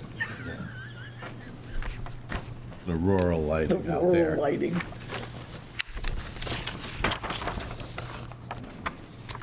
Bear with Oil me while I lantern. look for what was submitted. We have a photometric plan here.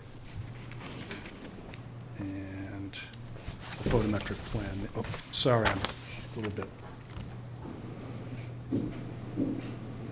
So you can see the lighting locations.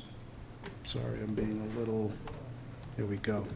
So you see a typical light pole location here, here, sprinkled around the core, and as you get over to the rural area, you can see the light poles also located on the right side of the roadway.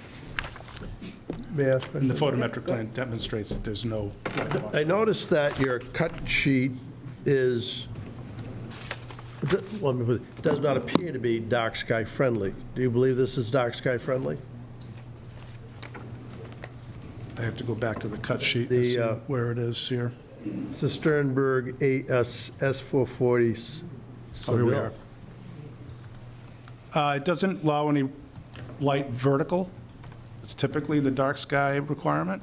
right? Because we generally ask for dark sky friendly. Correct, yeah. And we'll confirm as dark sky Okay. compliant if that is the will of the board. Absolutely, we'll do that. It's a good time to ask the question now, early on. Is there any solar planned? Not planned at this point.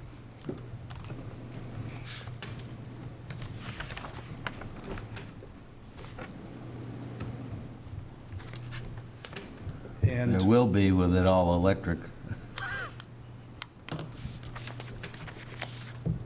okay. And I can answer any more questions while I'm here. Anybody have any other questions up here? Well, just my usual objections, running under. Wait for the peer reviews. Madam Chair? Oh, sorry. So I just wanted, a couple of questions I wanted to check with you. Regarding the drainage in the septic area, it's my understanding that you cannot plant trees, et cetera, in those areas, correct? That's correct. So that would potentially limit the amount of planting that will occur in that center area? That's why we left it as a full grass panel, as you see here, Yeah. and did not introduce plantings with roots and so forth, and so we did not conflict with either the stormwater or the sewage disposal. Okay. And then with the roadway, are you planning a roadway that will meet town standards for subdivision? In terms of the width, no, the roadway is 20 feet in width, Okay. not 24 feet in All width. right, because it's important for you to understand, if you do not build to town standards, there will be no town services. There'll be no plowing, no trash pickup, et cetera. Okay. And I raise this to your attention because we have had problems and concerns from other developments where the owners are unaware that while they're paying taxes, they are not entitled to services. That's a lot of trash. And we are getting complaints because the trash rates continue to rise. And particularly for the affordable homeowners who are limited in their income, they don't have a way to accommodate those increase in prices. So they're contacting the town saying, hey, we're paying you taxes, we're homeowners, we're not getting trash pickup, we're not getting plowing, we're paying for this privately. So to answer your question, this road network is intended to be private.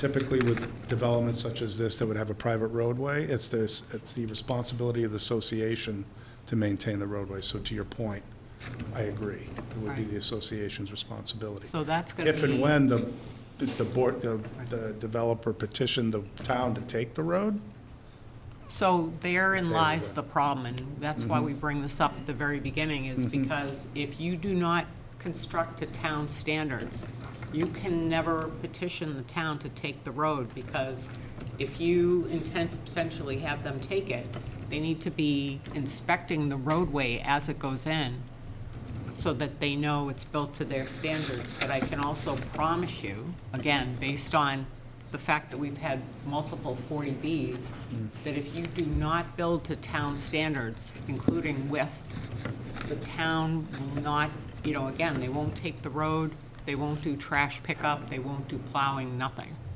And it's critical that all those new homeowners understand that, because a lot of people think they can petition the town afterward because that's the natural process, except they'll be forever precluded. And that seems to be a massive gap. So I would recommend, if that's the way you're gonna proceed, that be in the homeowner documents, so that they're aware on purchase that this is the circumstance. okay. That means we also have an issue where you're going to put the snow and where you're going to put the garbage. Well, it's gonna be Yeah. private trash, right? You know what you should do, which would be beneficial, I think, is an operational cost for each dwelling? Well, Like how much something. you're gonna pay for your snow, how much you're gonna pay for your plowing, for all of that. Needs addressing, anyway. Especially in regarding the affordable units. Quick question on Yeah, go ahead. Will you be engaging somebody to put together a professional reserve study and operating study with regard to repair cycles, things like that, so these folks know what they're going to be dealing with? That's pretty typical, Mr. Petrucci, on any association type of, when the developer or transfers the responsibility of the maintenance of the roadways. A reserve study is part of that effort undertaken by the trustees of the You'd association. be surprised. I just know from my other experiences, so. Yeah, but I'm just telling you, you'd be surprised. So the testimony is yes? Is that what you're saying? In terms of, I have to The rephrase the reserve question. study, yeah. It's usually taken care of at the time of transfer of the property to the association. Okay. The developer has the responsibility to maintain it during construction, and at some point, when the property is substantially completed, there's an arrangement made for the homeowners to create an association, to vote in the trustees, and to convey the rights of the operation and maintenance to the association. You see the flaw. That happens so far down the road. Madam Chair, but you do see the flaw in that. I already bought, and now I have to do a reserve study that I have to fund with $25,000. So, I mean, there is a flaw to that process. I have a place in Naples that I know exactly, Yeah, exactly. because that place is 1980s, and Oh, so yeah. we have our own inherent issues with that, I understand. Very familiar with that. Yeah. I have a quick question. How are the kids under the high-tension wires going to get to Sandwich Road? How are the parents going to drive them to wait for the bus? Where will all the cars park? Who's going down the, The kids that are in the four-bedroom houses oh, okay, now I have to get to understand. Sandwich Road to get the bus. Like I've said in many a hearing, I'm not letting my kid walk up there by himself or herself. Normally, like the other case that we just had, has a building on near or close to Sandwich Road and a pull-off area for the vehicles of people that have children. Because the bus won't go down this road. So you need to figure that out somehow. This is active adult. But you got kids in the No. back. In the back, I'm sorry, I'm thinking Yeah, of the entire and that's project. a long walk up The front, back, and I right. wouldn't let my kid walk alone. All right. Never mind stand on Sandwich Road alone. Kind of interesting, it's an adult subdivision up front, but we have kids in the back. Anyway. Although I Under the think, high-tension wires. I think as part of that, the board needs, and the public needs to understand that while it's age restricted, the major part of the development, that applies to only 80% of the units, which would mean that the other 20% of the units could Could have. have more kids, yeah. Right, Is it 80 or 50%? 80.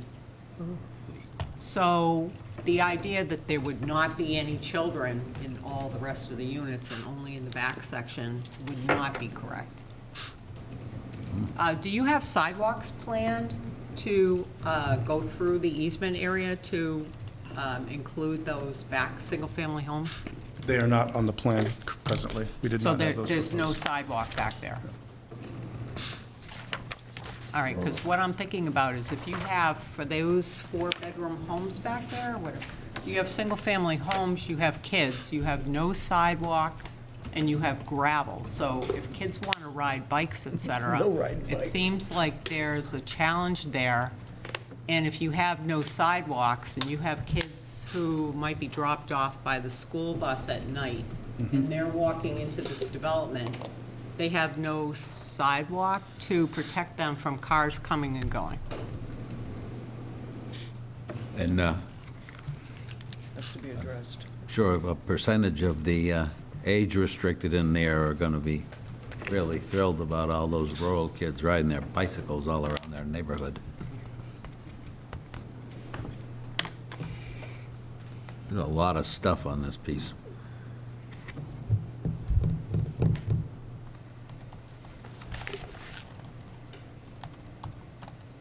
And don't forget mail. You have to find an area for mail. With parking, probably. And is there Rural guest free parking delivery. already on here? I never Yeah. even counted. 25 25? guest Okay. spaces, yeah.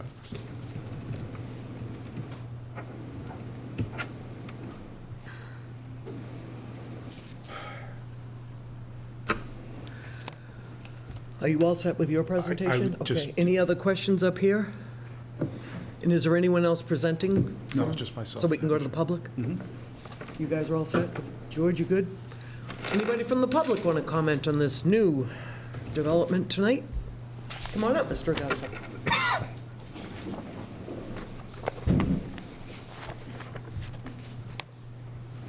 John Roger Augusta, 522 Old Meeting House Road. It's my understanding that these subdivisions that have driveways longer than 500 feet are required to have a secondary egress. This place has got thousands of feet of road with no secondary egress. It's the road they're proposing with the 14 houses is 750 feet long. Never mind the one from 28 all the way to the back houses in that development. That's probably 1,500 feet. Just about. So what can we do about that? Does 40B not allow for secondary egress? Want to On a answer that one subdivision this first, big? George? It's an issue that commonly comes up, as you might imagine. And HAC has sometimes, rarely upheld a denial or a condition based on that issue, and more often than not, allows the project to go forward without a secondary means of access or egress. Isn't that a fire safety hazard? Mass Housing doesn't. Doesn't I matter? don't care.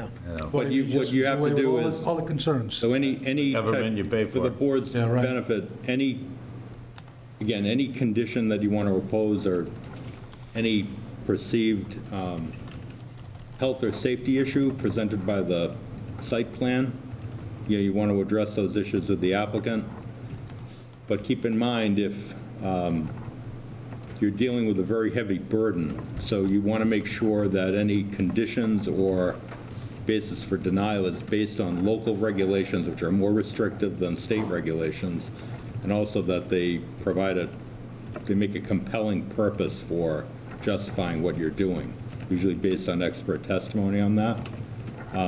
And one thing that I would caution the board, and I've done this before, is you want to do your best to condition the project in a way that works so that you don't end up having Housing Appeals Committee be, in effect, the permitting authority for the town. So to the extent you have a public safety issue that you think arises either for residents of the town or occupants of the proposed housing. We want to vet those issues during this process. We want to get local departmental head comment on the issues, and you want peer reviewers to weigh in on the issue as well. As much as they can. Again, I mean, the biggest issue here I see is safety, and it's not being addressed. We don't have peer review engineers looking at this thing Can't go there. holistically.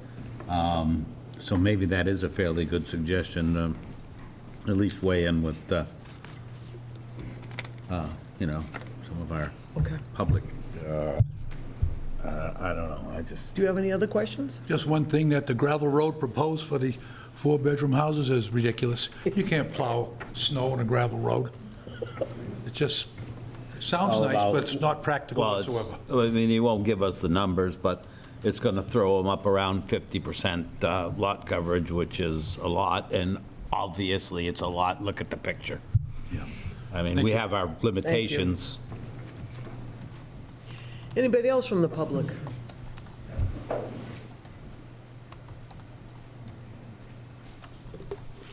Valerie Harding, 540 Old Meeting House Road. I have a few questions. Is that rural over there, too? Well, I thought it was, but I don't think it's going to Not be. anymore. I think we're going to be a small city soon. Who will administer the association? That's a good question. And what if the association collapses?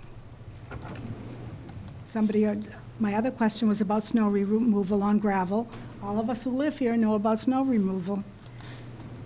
And I'm not sure I heard this right, but I think I did. The people on Bittersweet Road will only have 10 feet from their lot line to these homes. Is that correct? I believe so. Yeah, that's what's allowed by the zoning bylaw. Yeah. I'm sorry. Zoning bylaw only requires 10 feet. Right. But I want to be clear, because a lot of our Bittersweet Road people can't be here tonight. And so I want it on record that when they listen to this, because a lot of people in town, I have had feedback, are listening to these broadcasts. And so it is correct that they will only have 10 feet Yeah. as a buffer. Yeah, they're going to be bitter because this ain't sweet. Yes, it's the truth. So my other question is, going forward for this development, will we have another traffic review meeting just as we did in the last Yes. 2 weeks prior? Yes. That's good, because I think that is something that Mr. Cumming and his people should hear.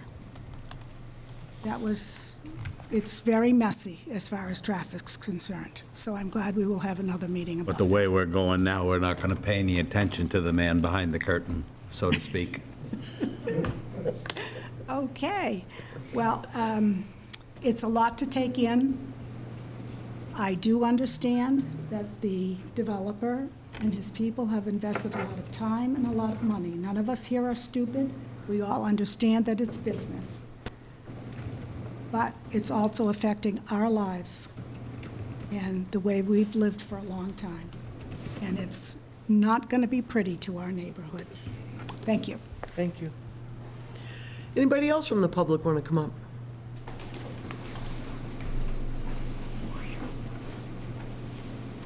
Richard Fox, Bittersweet Road. I just had a question about the drawing, excuse me, that I don't understand. What is this? And this line that comes down, this is presumably wider than 10 feet? No. Because this must be, since this is our property right here, so this is close to home. And so this is clearly not the same depth as that. So I was just curious what the width is here, that barrier, and what is this gravel clearing? Thank you for your question. First of all, what is the they call it the hammerhead, is the road turnout. That's a requirement under the National Fire Protection Association for minimum dimensioning for a fire apparatus to get down there, turn around, and then leave. So that's what sets the geometry of the footprint you see there. For the setback, I don't have the exact number. When I was, before the hearing, I was looking at the right side, and those were anywhere from 10 to 20 feet. So I would have to get you the dimension. It may be 5 to 10 feet, I guess, just from eyeballing it against what I took off earlier today. But we can provide that as a follow-up for the board. Anybody else from the public want to come up? Oh, no. Oops, sorry. I didn't see you. You can go next.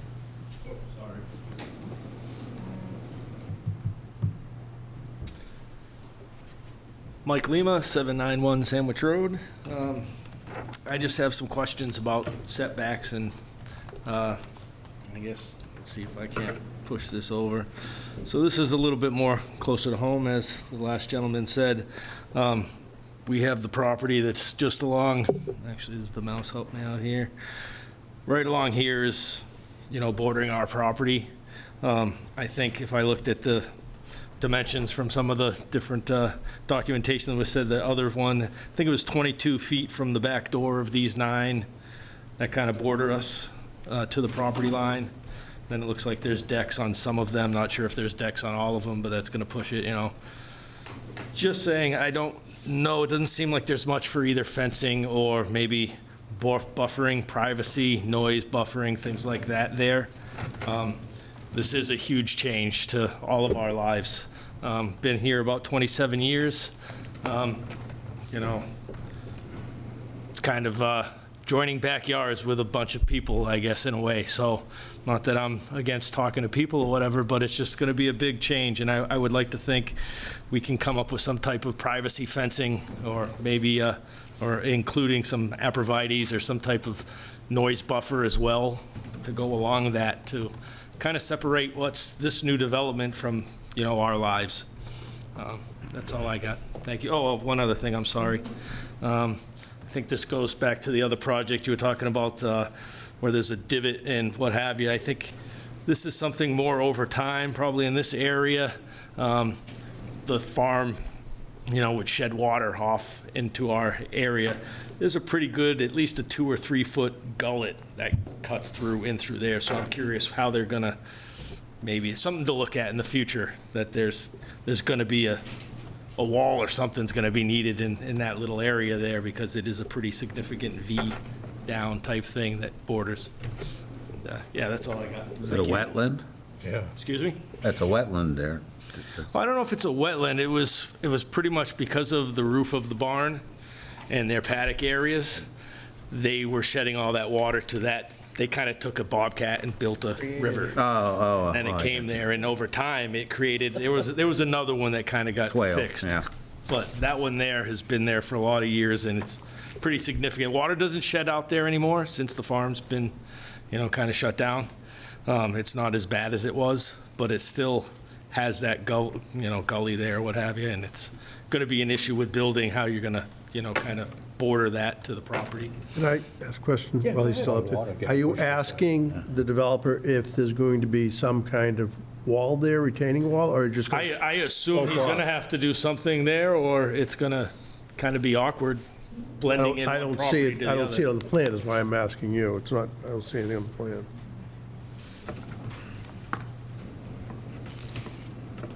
Yeah, it's not, nothing. No, it's just going to drop off. Yeah. Well, they can't shed water on you. Well, the way Shedding it's days are construed, over. it's kind of, it is what it is type of thing. So, yeah, I just wanted to direct point that water out. to another property. Because as you say, it doesn't seem to be on the plan, or, a lot of stuff there that's showing how it's going to, look in the end. I know we went for a walkthrough last year, kind of through there. It was it's hard to see because there's a lot of different things everywhere, whatever, but you're all welcome to come by my home and take a walk down to take a look at different things that way, if it helps you with understanding what it's going to look like or what it is. Would you let our peer engineer walk on your property? Absolutely.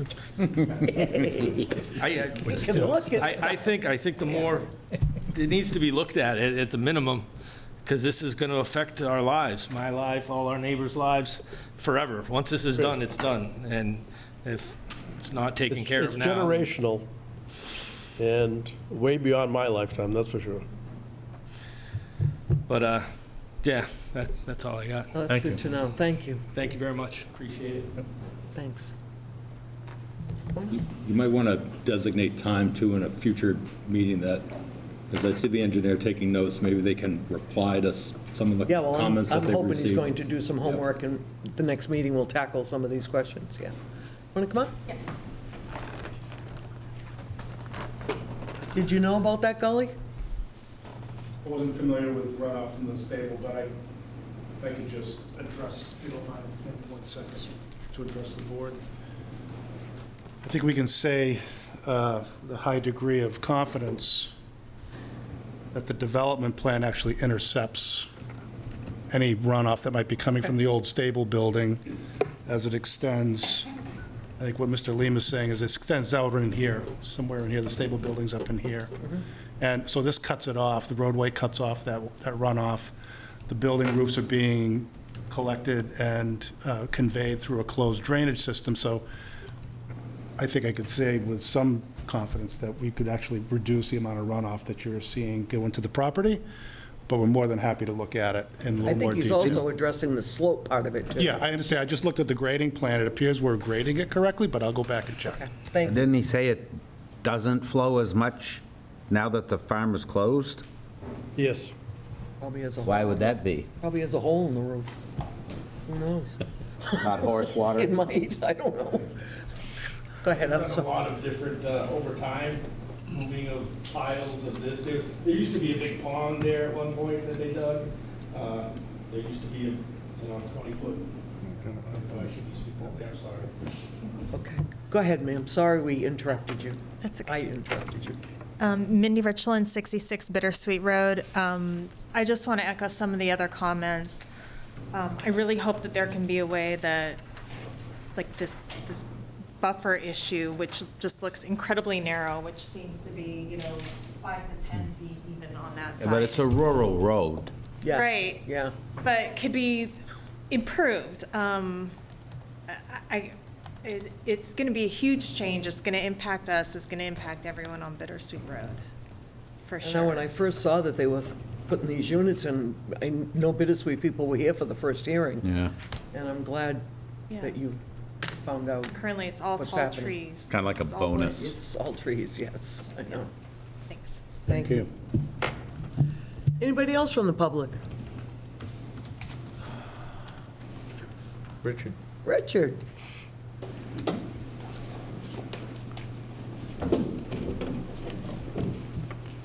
Trying to follow.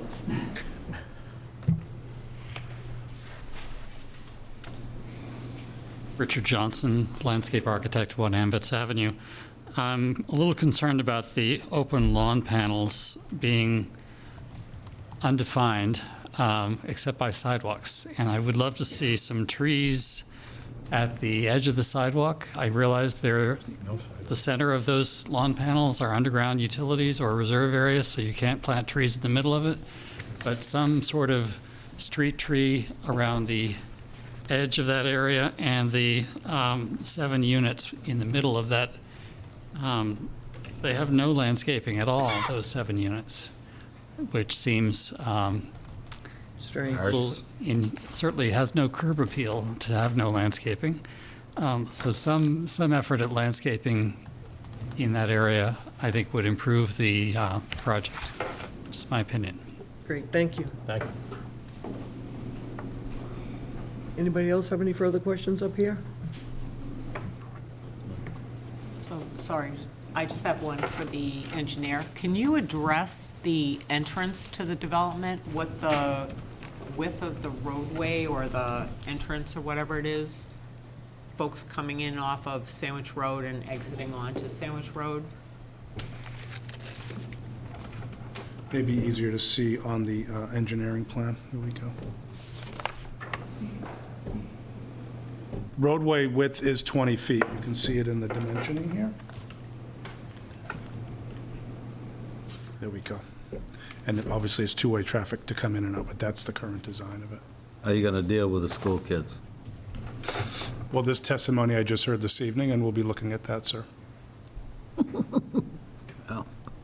And you're meeting the That's a site triangle? surprise to you? The site distance study has been performed, Yeah. and I believe that's been submitted as part of the packet.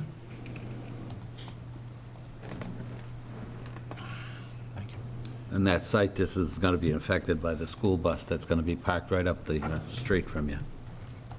I'm sure the traffic engineer will be able to address that when he's here, follow-on hearing. Doesn't seem like we're When addressing you all. go, can you grab some stats, like on the porch dimensions? Are there sheds in these units?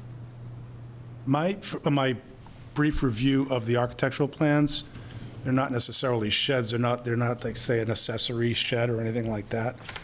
Units are self-contained, so if there's any storage, it's within the unit What about itself. the people with all the kids? What are they going to do with their bikes and stuff?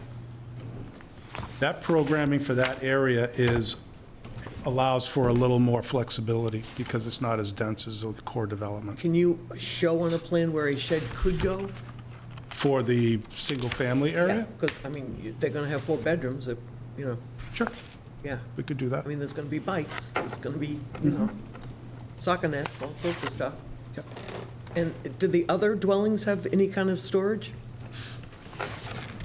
Within the unit itself, I don't have the unit floor plans to be able to say where There's no the outside storage storage is. at all? No, there's no like dedicated Where you gonna community put it? storage for the development. Some of those are going to have kids. Don't these have basements? Yes. Yes, I'm seeing stairs going down on the floor. Yeah, as I had said before, Have bulkheads? there's some bulkheads, but there's also, we have some walkouts on the 15 Walkout units that are basement on so those will Okay. absolutely have Looking basements. west, actually, kind of downhill. Yeah, so just try to get some dimensions if you could on any of those kind of things. On the dimensioning, so I understand, Madam Chair, for shed positioning Porches, within the... decks, any of that. Porches, Yeah, decks any within extra, the- you know, what I mean. Sure. Elevation, I mean, you want ridge? Yeah. Ridge? Ridge height, too, yeah, I don't know if that might be The in height of the here. buildings? Yeah. Yeah, okay. Anybody else have any, Other than those sheds, might bring this place up over 50% coverage. no, be up to 60? Anybody else have any other? You guys all set over here? Can I, Yeah, go ahead. because I'm just looking back at the original submission. These are all, I don't see any notation as to how you're cladding these buildings. I'm not sure you're going to know this either. But what is it? This is all shingle, clabbered, what is this? Hopefully not vinyl. I can't testify to that, Mr. Petrucci, I'm not the architect. there An anybody? architect some night, you know. Yeah, one if of the there's a hearings. subsequent Oh, we'll have the discussion architect. Yeah, architecturally, okay. then We'll do I'm- it another. So just to the developer, it would be nice to see that on a plan, at least so that everybody knows what we're supposed to be getting. I think they're pretty nice designs architecturally, it's just like to know how I they're think going we to be finished heard up. hardy planks in the beginning, didn't we? I think, I think we did too. I believe yeah. so. anyway, just so we have that note. So for next meeting, Noreen, what do we have? So we were looking at traffic presentation for the next hearing. I guess the question will be, we were also intending to have our peer be present, but I think given this conversation that we need to have about what the peer's responsibilities are and if they're willing to amend their contracts, I don't know if that's going to impact somebody coming to the next meeting or not. I don't know what the turnaround time would be to get those issues resolved about what their concerns are and whether the peer sends a reply and who's going to make a determination about what is or is not okay now. So is there value in having a meeting in 2 weeks if we're not going to have new information? Well, I think we were looking for the next meeting to be August 27 to Oh, give time okay, that's for different. that type of thing, but. Okay, that's better Well, than 2 I weeks. think Madam Chair, I think the question is very important. I mean, this is, I'm concerned about the pier, and I'm concerned Yes. about what appears to be aggressive, to use our attorney's words. And I'm concerned that we can keep moving along in the time period that's been allowed for this. Do we know how much time is left on this? So. Not enough. Yeah, Well, they were generous to December. give us the 180 December. days. So we have, that's all I care about, we have that. We have time. Yes. All right, that's all. Yes. Okay, that's all. But We I have to do think, it right. we do need to have those discussions no, I with agree. the peer engineer, because we've used peer engineers in the past. There's not been a single occasion where they haven't gone out to the site. Part of their assessment is to obviously look at the site and understand the site, so that they're understanding the context. And if you tie their hands and you say, well, you can only use these pieces that we give you, it seems to sort of hamper the advice they can give this board. It's about professionalism. And, this board is not comprised of engineers. So we have the peer for the purpose of giving us their level of expertise and their understanding as they review your plans and the site. So that may well be a problem. We did walk the site, the board did walk the site, but we Partially. had a person that didn't know where the roads were. It was a real estate agent, and we didn't really learn, I didn't learn much. We had some stakes, he didn't really know what the roads were. It was probably one of the worst site visits I've ever had, information-wise. And I wish you were there, you would have helped us. But, so we're concerned, as a board.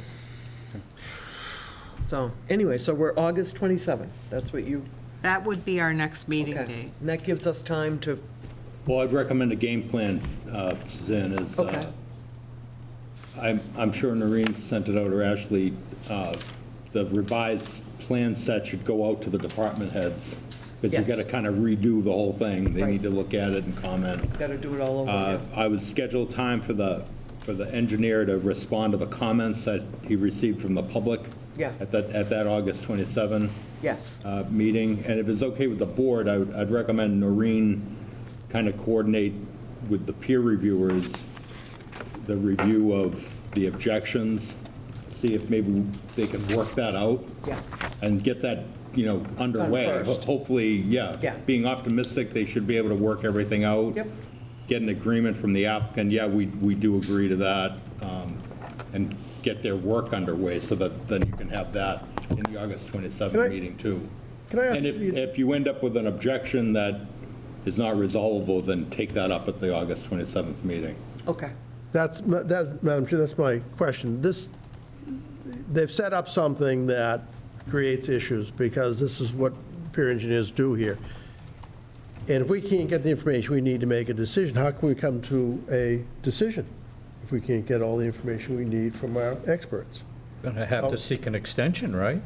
I would have to do We're gonna have that. to wait for I the don't, I'm information. reading through all the objections here, and again, I'm not an attorney, but what happens if we don't, what if Bridge when you come to it. Yeah, we'll If just have there's, to work if there's it out. something that hasn't been agreed to by August 27, address it then. Yeah, yeah. Remember, I come, well, first of all, I'm sorry. Decision deadline is not I August come 27. from corporate life, and we don't wait till we get there and there's a problem. We try and decide what could be the problem, how do we get there? And what do we do about it when we get there? So I don't know, as I sit here as a member, I don't know what's going to happen if there is an objection, and how do we resolve it? I'm not hearing that.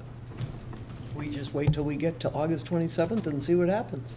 And address it as a board, yes. So I think, What I think. the scheduling of the peer attending the next meeting will be dependent on whether The negotiation or there's whatever an happens. agreement on the review. And Yeah. if there's not, then the peer won't attend that meeting. Okay. So we're just going to continue with no traffic, because we don't know. Well, I think we would expect their traffic professional to attend the next meeting and discuss their findings. Okay, And then And then he if can we're also able to address- come to an agreement, we could also have our peer attend. If we can't, we won't have our peer attend, and we'll have to talk Okay. further. Can we, do architectural, can we do more on the 27th? And Well, he's going to address, I think, a lot of the issues. We gave him quite a bit of homework, I think. I'm still bothered by the fact that I don't see any peer review, any traffic study looking at these two projects holistically. It's going to bother me forever, and I see this thing putting us behind every week, and I mean, I'd like to work well enough with the applicant, no matter how the applicant feels about the community right now. But this is putting a real damper on everything right now, as far as I'm concerned.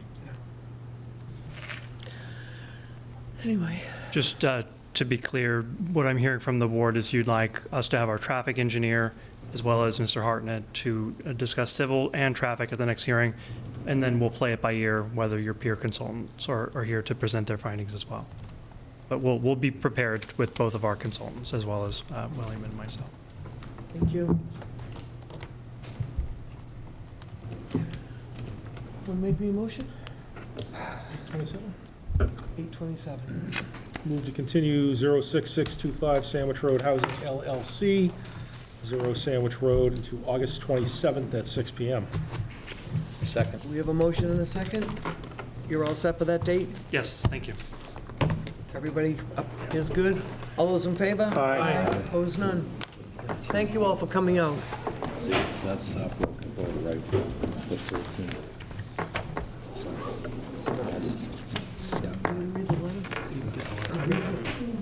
Oh, you didn't read it? Did you read the letter? I'll read it. No, you'll get it. Oh, shit.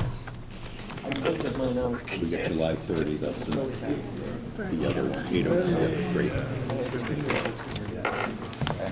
Mine just came. I didn't bring it. I thought I can't bring it.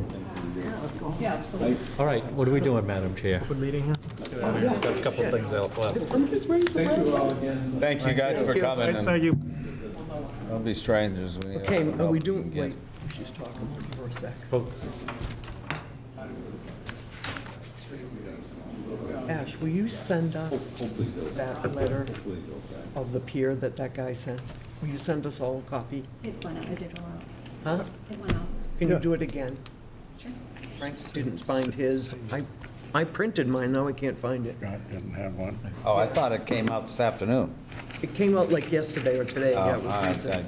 Will you just do it again for, are you in Enough tomorrow? time to highlight Yeah, it. will you throw it to us? I'm in trial all next No, week. I'm not being Are we doing any No, minutes? I know. Do you folks have any questions for Mr. Pucci before he leaves? George, you good?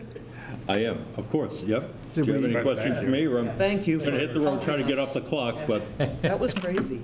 I just want to say, George, I'm very glad that you're here. Yes, we very much. Glad This to is be going to here. get Thank you very ugly. much. Then I always go where I'm wanted. You're not going home, huh? Not going home tonight, are you, George? See ya. Have a safe trip. you can smile, now you're off the clock.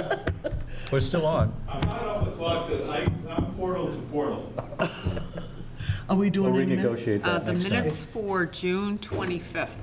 I'll make a motion. Has everybody read June 25th? Yes. I'll make a motion to approve June 25th. Second. We have a motion and a second. All those in favor? Aye. Opposed, none. Board discussion? Yeah, on a note, I'd like to say that I hope whoever, this is Ashley's last night of minutes, I hope whoever does it is 80% as good as she is. 'cause That would be impossible. She is phenomenal. 80? And I'd settle for it. I'm an easygoing guy. You are.